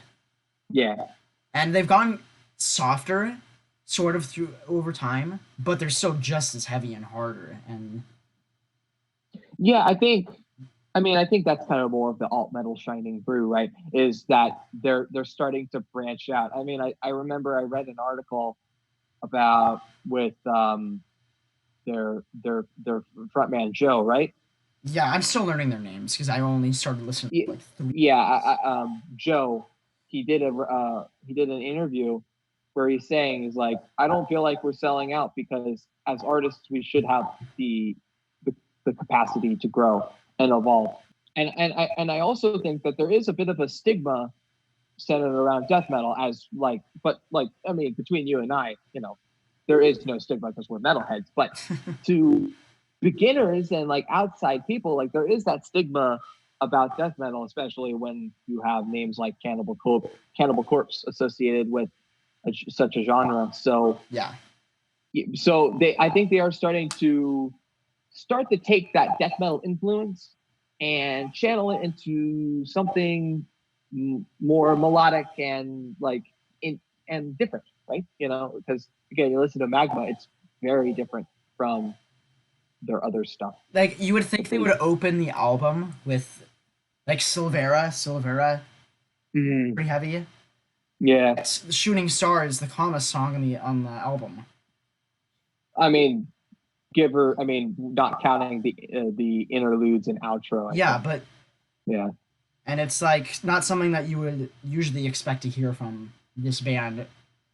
Mm, It's like, huh, and then you yeah. don't know what's gonna happen next. Yeah.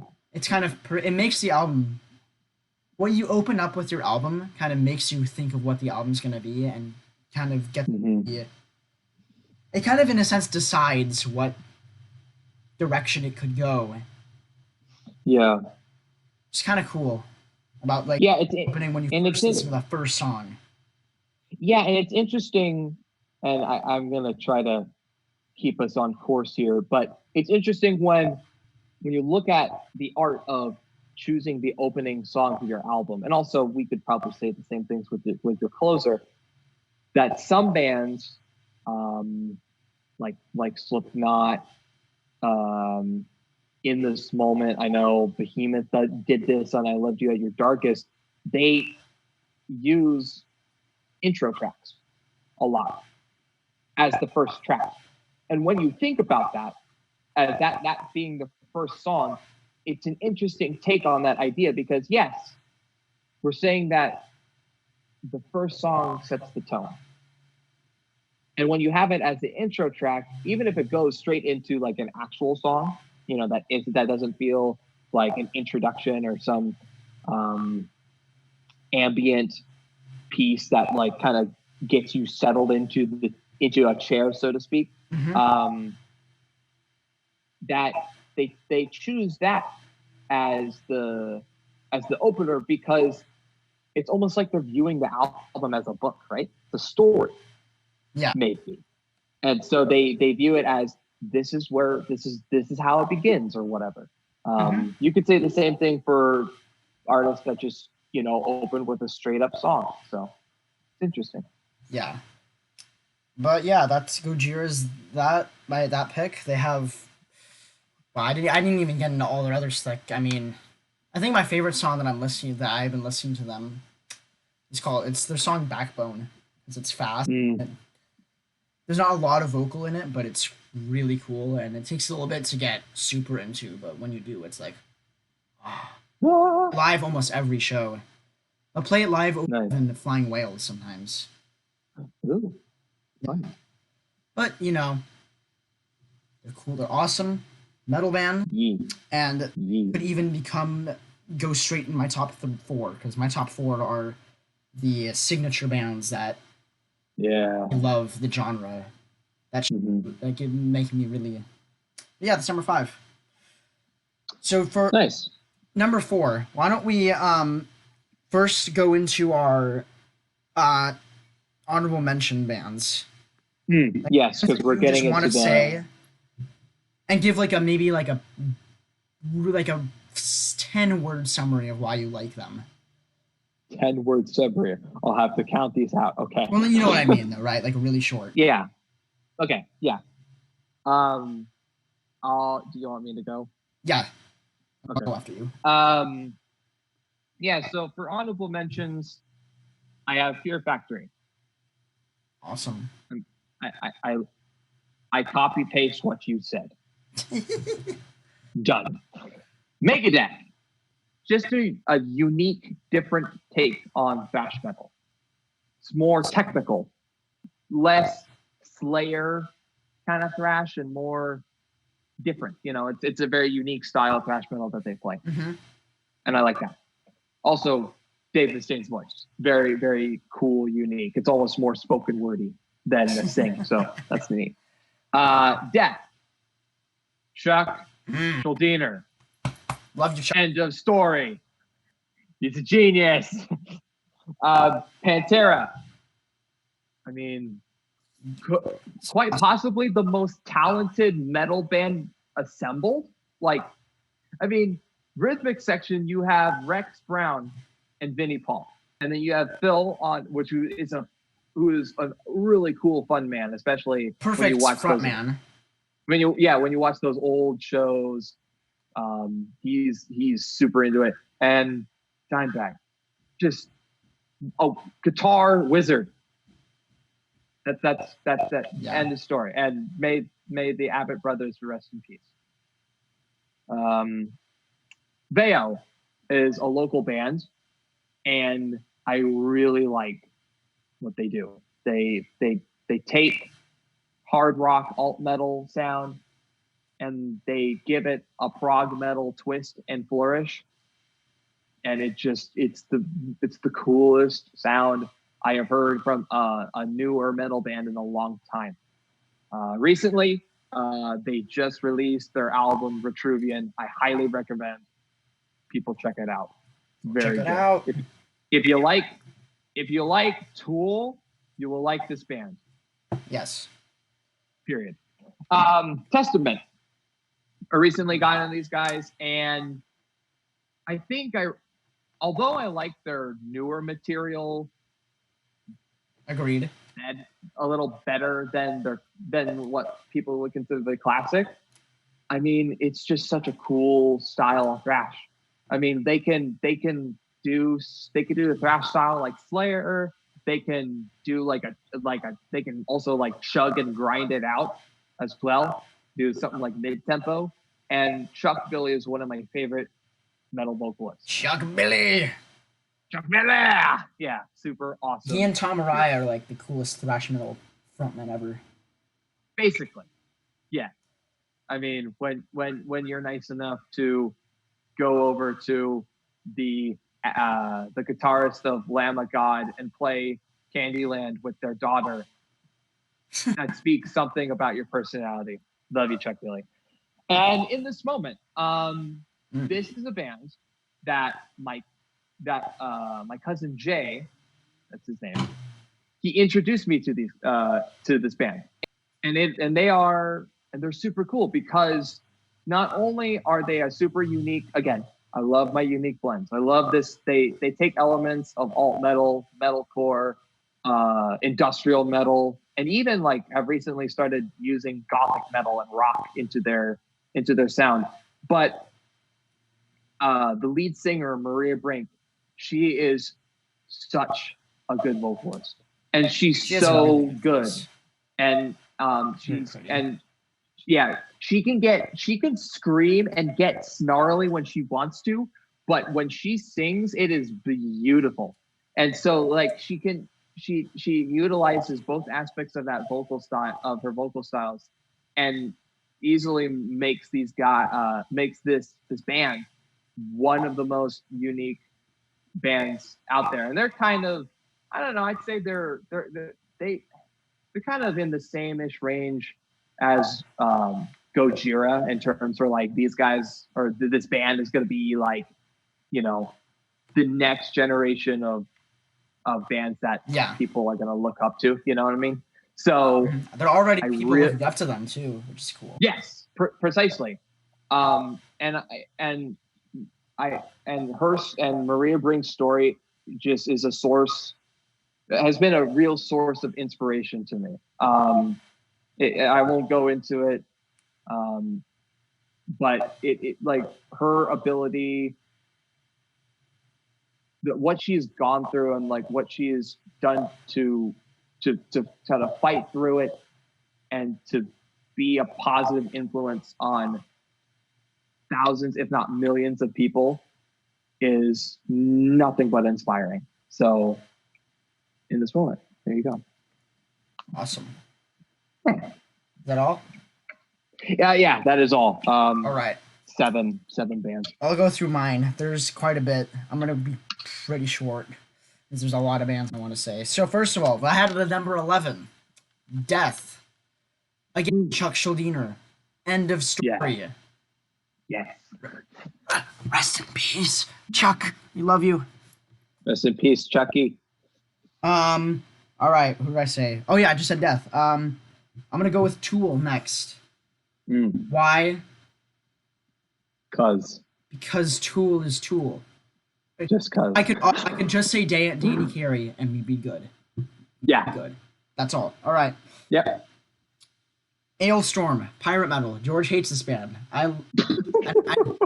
I love them for the reasons that he hates them because they sing about pirate things. Absolutely. Slayer. I will go on the record. Yeah. Not a fan of Ailstorm. That's funny. All right. Slayer. Why? Because it's Slayer. If it's Slayer. And okay, next. All right, Testament. Why? Because Testament's awesome. Woo. Chuck Billy, or as I like to call him, his backwards name, Billy Chuck.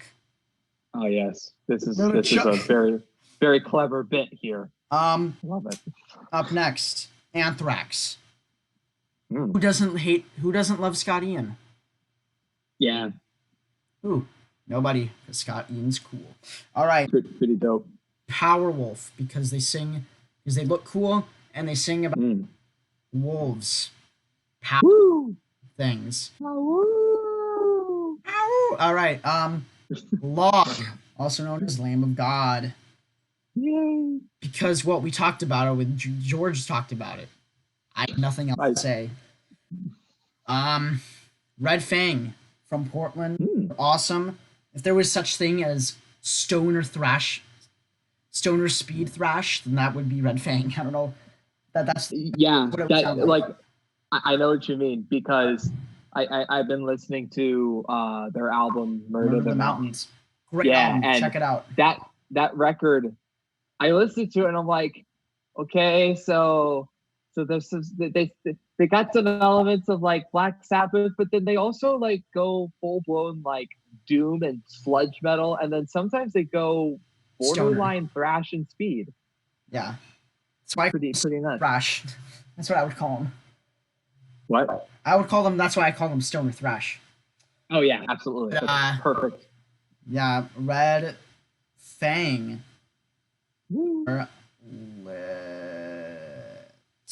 Yes. I could go on and on for years on more and more bands that get honorable mentions. Yeah, but you gotta be kidding me. I had a band on the tip of my tongue that I was gonna end it with. Oh yeah. This is really bothering me. I hate this. Oh, what is happening to me? All right. This is being cut. Definitely being cut. All right. Okay, where are you on my phone? A, B. Oh, I wanted to say, and then most recently, because I want to put 2 black metal bands on here. The 2 black metal bands I've been listening to the most recently are Batushka. Just Magua and Batushka. We talked about Batushka already. Magua is awesome. I wouldn't really put them on my honorable mention technically, but I just wanted to put some black metal on there. Yeah, it's fair. And I only put Batushka because their album Liturgy is becoming one of my favorite albums ever. Mm-hmm. Yeah, that's it. All right, George, what's your number 4? Oh, yeah. Now we're getting into the big ones. Number 4 is Behemoth. My first album by Behemoth was I got a record. I got a Guinness, and it was pretty good. Like I was like, man, blow your trumpets, Gabriel's. It's got that like it's got a sludgy, lot of groovy riff variety, and then it explodes with speed. Fervor Divinis just rips and tears you apart. but it also almost has like a serpentine groove to it, but with the way that Nurgle places his vocals in juxtaposition to the guitars and the drums. Yeah.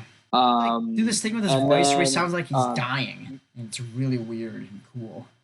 Oh yeah, Like like a God equals dog. Yeah, I love that. Yeah, it's pretty cool. But yeah, the whole record, I was like, man, these guys are pretty good. Like, this is cool. This is pretty neat. And then my friend, a metalhead friend of mine, Grayson, he's like, hey, Behemoth are coming. You come to town. You want to go see them with me? I'm like, absolutely. Or I'm like, yeah, just got into this band, might want to go see them live, check it out. And I purchased their I did an online purchase of their most recent record that they were touring for. Loved You at Your Darkest, and that had some more good stuff. It was not as good as Behemoth, but like that's my favorite record. but it was still pretty darn good. Like Barks of Bell. Barks of Bell's cool. God Equals Dogs, awesome. Wolves of Siberia is a pretty cool song. We Are the Next 1,000 Years. Rom 5/8 is also really cool. Ecclesia So yeah, Diabolica Catholica is one of my favorites off of it. That's a pretty good one. But yeah, I listened to this and I'm like, okay, this is some more good stuff. But when I saw them live at that show that I mentioned briefly earlier in this episode, fantastic. It was eye-opening because I think I don't know why. Whenever I reminisce about things, like I get a lot of chills because I don't know that they put on such a cool show because they started with the over the PA system or whatever they played the intro. Yeah, they Solve. They played the intro track, and then at the end of that, they then marched out in their skull death masks, and then they shredded out Wolves of Siberia, and then directly afterward, they went right into A Fire in the Void. No, it wasn't A Fire in the Void. Yes, thank you, Diamonos. Yeah, so they went into Diamonos, and I was like, what? This is crazy. And then it was a dang shame because I missed them playing. My friend Grayson, he got sick. It's like midway through the show, we had to leave early. And as a result, I missed them playing Blow Your Trumpets, Gabriel. I think I missed them playing either Chant for Ezdagon 2000 and maybe Decade of Furion and We Are the Next 1,000 Years. But I did catch them playing Conquer All and Diabolica, Ecclesia Catholica, and a bunch of other, and God Equals God, and a bunch of cool songs. And that concert changed me forever. And then over time, I quickly got a bunch of the records. I even got their black metal stuff. And I have been a huge fan ever since. These guys, probably my favorite death metal band. Up there for sure. Cool. Anyway, that's my number 4. Wow. My number 4 is a lit band who I just bought concert tickets for, and my number 5 is gonna play with them. The one and only Deftones. All the fiends of the blood. Love Deftones. I remember listening to their self-titled album. I listened to it like 6 times, and I was like, really confused. I didn't know if I liked it or if I hated it. It was really Yeah, weird. And then I know what you mean. I put them aside for a while, and then my uncle, when he gave me the drive with all the punk stuff, he had Deftones on there, and I listened to Gore. I think at the same time as I listened Mm. to Self-Titled, and I was like, "What is this?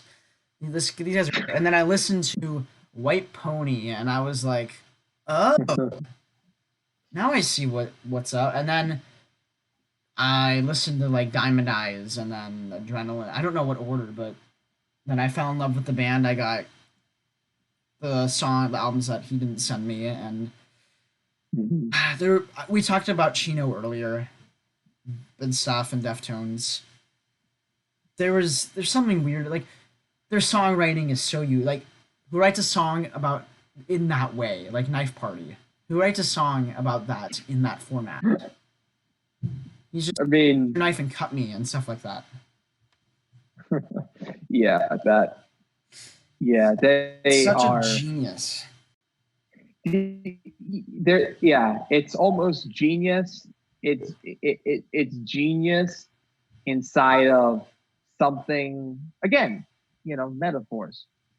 Something that appears nonsensical at first, but then when you take it a closer look and you look at it from a different angle, you see the genius of it. You're like, oh, The that's cool. genius of that what is Chino, and not even just him. Everyone in Deftones has because they're a band, so they have a collective. And like, Yeah. when Chi Chang died, that was most definitely a major thing that they put into their album Diamond Eyes. Mm-hmm. I'm pretty sure Diamond Eyes is about Chi Chang.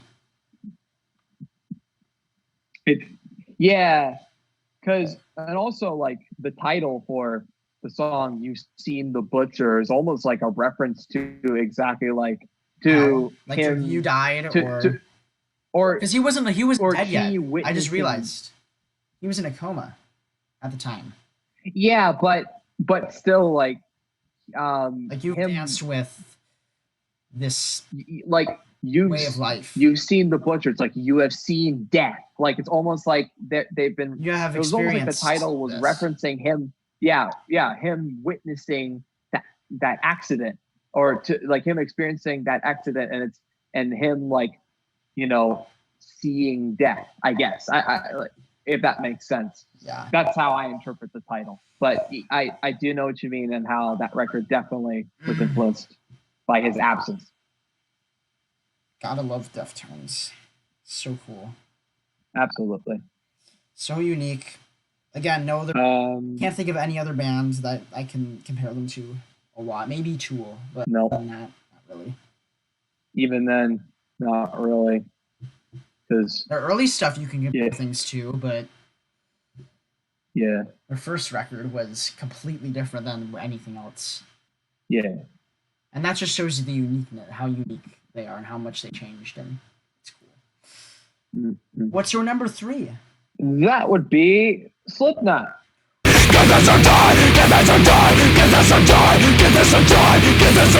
Whoa! I know that band. Yeah, that band of 9 crazy dudes from Iowa. What? Whoa! The time yeah. of the 9 has Yeah. begun. Where you will suffer as one. It's Geometria, the Killing Name, for all of you that don't know. Yeah, It's a good the song. opener to their All Hope Is Gone album. Indeed. Yeah. So I'm gonna try to keep this brief. So yeah, Slipknot. I would not have gotten into Behemoth, Lamb of God, Kitty, Sodom, Nile, any aggressive, more extreme metal oriented band if it weren't for Slipknot. I mentioned earlier that I didn't like their self-titled upon first listen because I had never experienced anything that aggressive before. Yeah, It's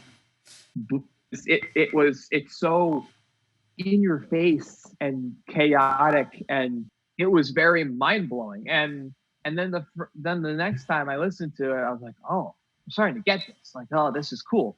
And I've been a fan ever since. I first started with Slipknot, self-titled, and Iowa, and then I jumped all the way to Great Chapter. I bought a copy of Point Five Great Chapter on CD, and that CD was also cool. I was like, oh yeah, this is All pretty their neat. albums are Um, really good. They're awesome. yeah, then I eventually picked up Volume 3, Subliminal Verses, and All Hope Is Gone. And then, already a full-fledged fan, I eagerly awaited We Are Not Your Kind. And when it arrived, I was not disappointed. Probably the most fun album listening experience I've had on a recent record. That, and I think, like, as a whole, and also Fear Inoculum. Like, there's just something about it where I'm like, it felt like I was slipping into a pair of slippers. I was like, Yeah. oh, this is so comfortable. I get that. It feels so right, Anyway, so Slipknot, number 3. My number 3 is the only band on this list I've actually seen live. I've seen them live twice. Breaking Benjamin.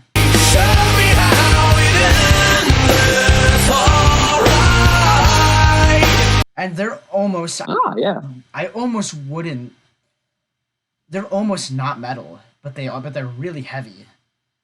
But they're. It's like They're all They're like they're alt metal, but yeah. heavier over the years. I feel like their last album was the heaviest. Now, this band was. When did I listened to them in I think almost at the end of freshman year of high school, and I fell in love with Diary of Jane, and then I got their greatest hits album. I loved every song off of that. Then I got Phobia and Dear Agony, and I was like, these guys are awesome. I got my mom into them, and then when we went to see them with Five Finger Death Punch, that blew me away. They had such a cool performance, and they really got the crowd into it. Like, if he would just hold up the mic and the whole crowd would just in unison know what to say, and I was like, this is cool. And then I think the reason when I really realized this is super cool. When I truly realized how much I loved them was when we saw them basically opening for Korn. It was co-headline, but they were basically a cool opener.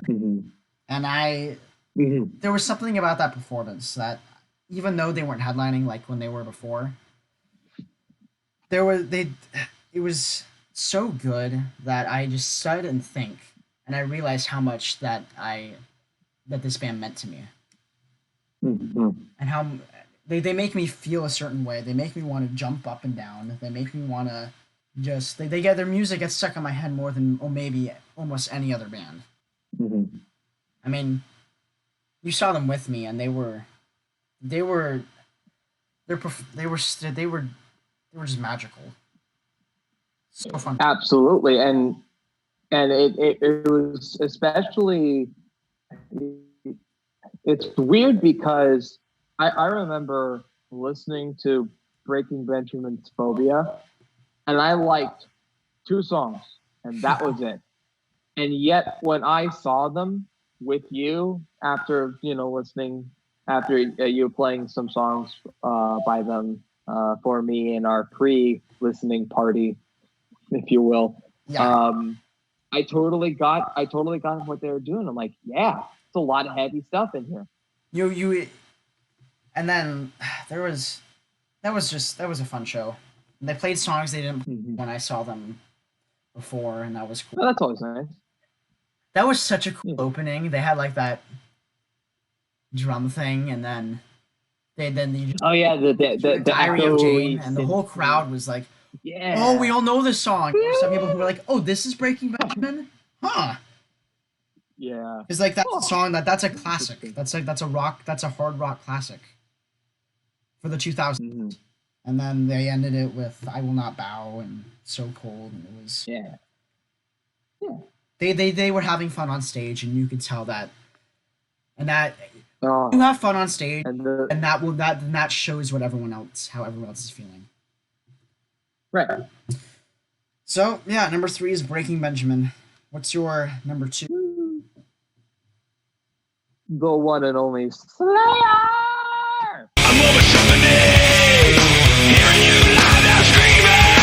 Slayer. Honestly, all you have to say is Slayer.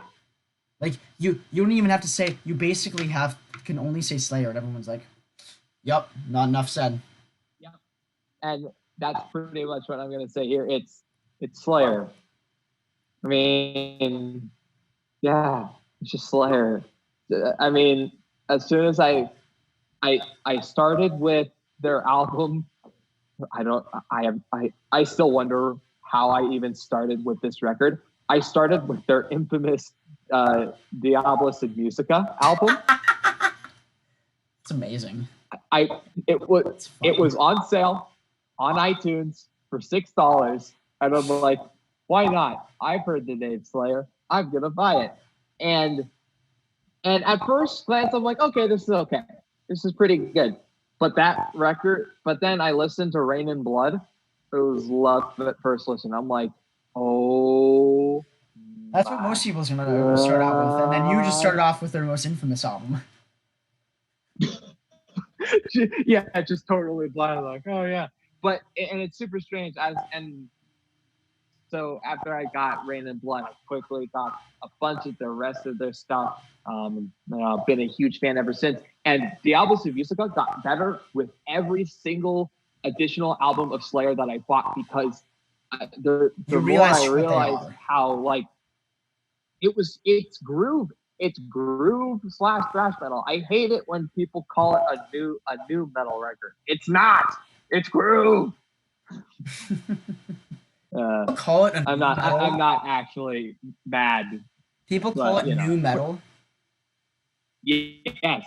What? I'm confused. Yes. People are not listening to this. People are blasphemy. Either we're listening to this in a weird way, or they are.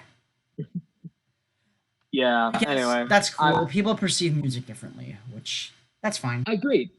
Agreed. Yeah. So again, interpret music however you want, listeners. Just do it. But yeah, Slayer number 2. Love those guys. Oh, my turn. Number 2. I probably should have prompted you. The one and only Sabaton. They are the punishment elite, born to compete, never retreat. This band probably stands out the most on this list, because I've never been one for power metal, and then I think my love for history and World War II and just wars in general piqued my interest in this band, and I listened to The Last Stand, and I was blown away. And then I listened to all their other albums, and I was just like, whoa. And they're just they get stuck on my head all the time. They are my go-to band when I'm doing the dishes. You have no idea how many times my parents have told me to shut up while I'm trying to sing Sabaton while doing the dishes. It's crazy. I mean, how can you not, like, how can you shut up when you're so you're listening to the Ghost Division? I mean, like, yeah, or like that song has the best chorus. Made to sing. Yeah. Yeah, they're a band I want to see live. Like they have a tank. I mean, who doesn't want to see a band that has a tank with a drum? Dude, that's epic. For that band, and then when their new album came out, I liked it as well. I mean, it wasn't as good as The Last Stand, but it was still really good. And was their Last Stand their second most recent? Yes, that was my favorite record. Gotcha. That might be the most well known. So much so that you bought a back patch for it. Yes, that's my back patch. And I love it, and I do not regret it. Nice. With these top 10 lists we're listening, I just realized we have a very varied amount of patches, just in metal alone. For me especially, in metal alone.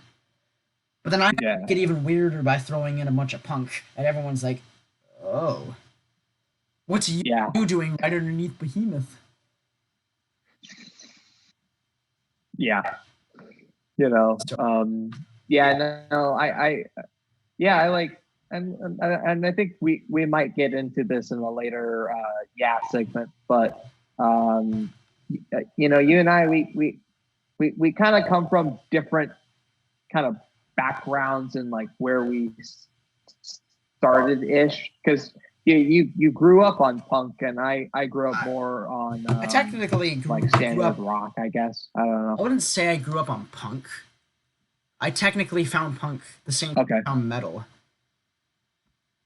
Okay. I feel Sorry. like if I hadn't found My them at bad. the same time, I wouldn't. I would only like one of them because I would be so used to something. Because I. But yeah. What's your number one? It's Tool. Ah, with the Tool is my number one, and it's only because this was a band that the first time I listened to them, it totally changed the way that I viewed music. It was, you know, first album I listened to was Undertow.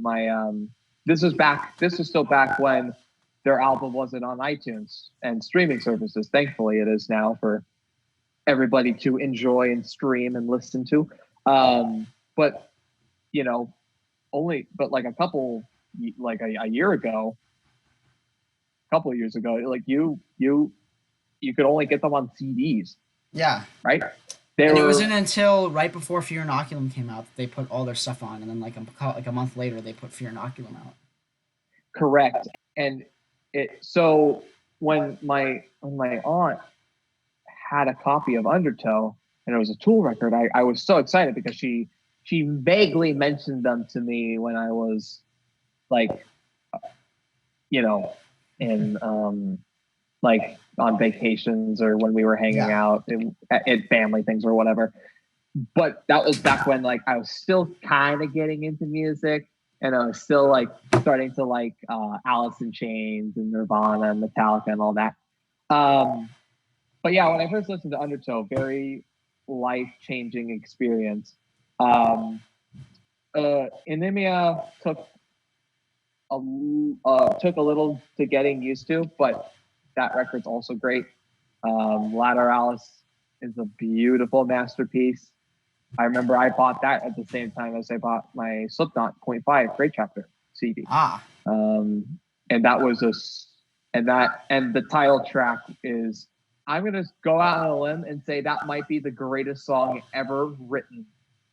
Period. Lateralis. That's just me. The title track Lateralis is so brilliant and moving to me that I was like, wow, this is so cool. And you know, Fear Inoculum, yeah, masterpiece. Fear Inoculum's great. All their songs. 10,000 Days is great. All that stuff's great. And so I remember when I saw them live, it was a super cool experience because I saw them with you, with my aunt, and with my dad. And no other band super can cool compare.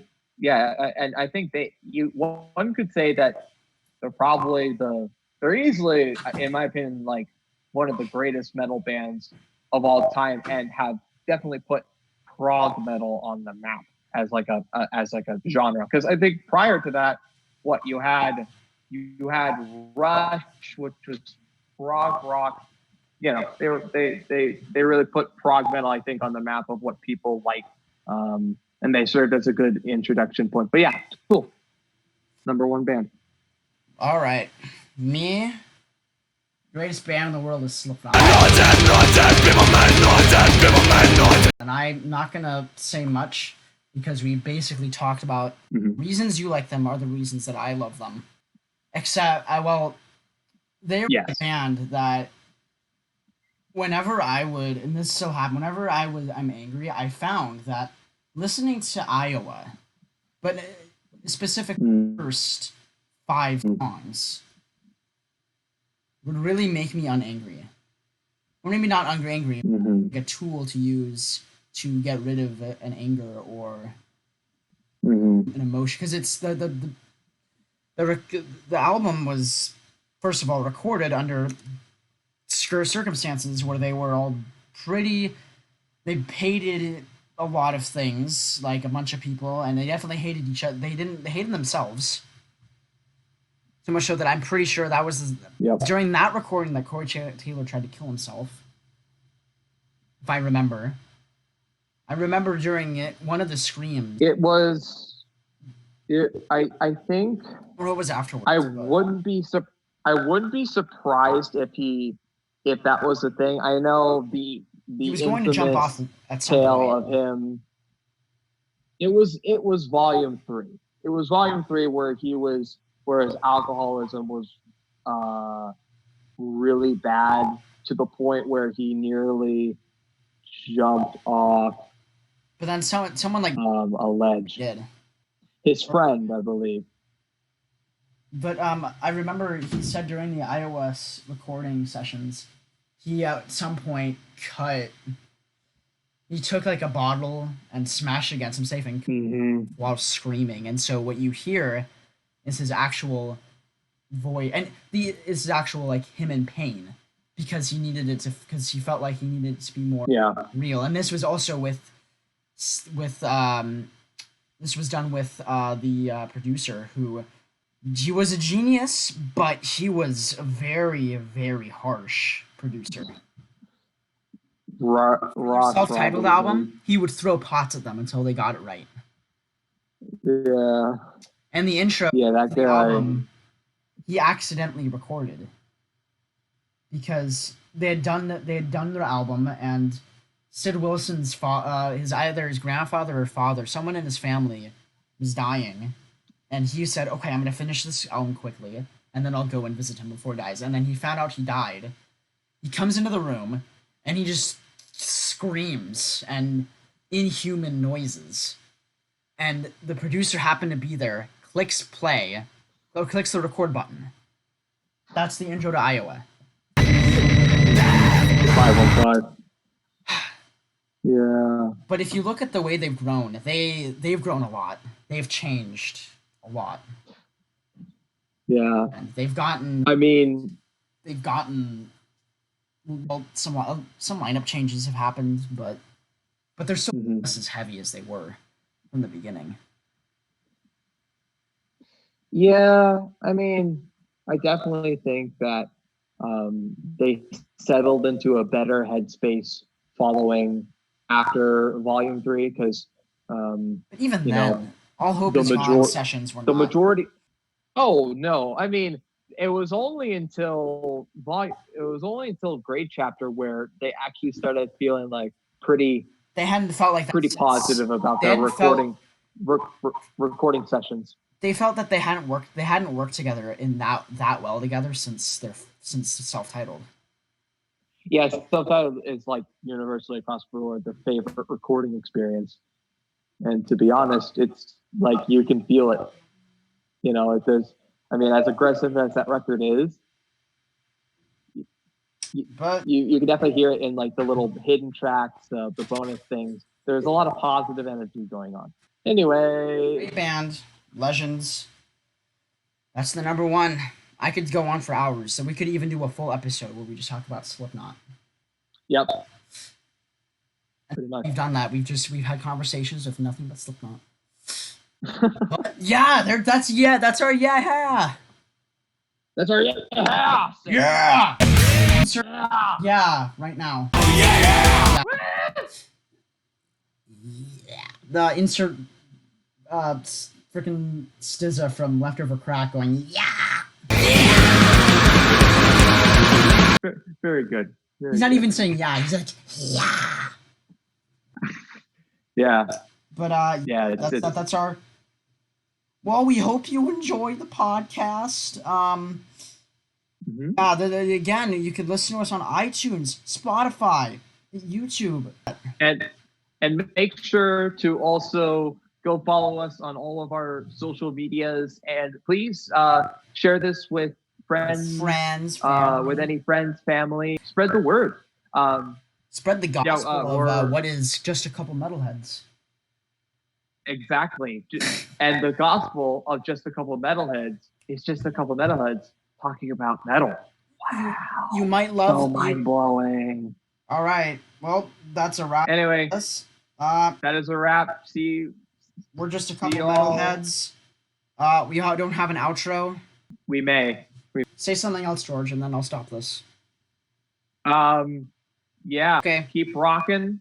Metal horns out. Listen to metal.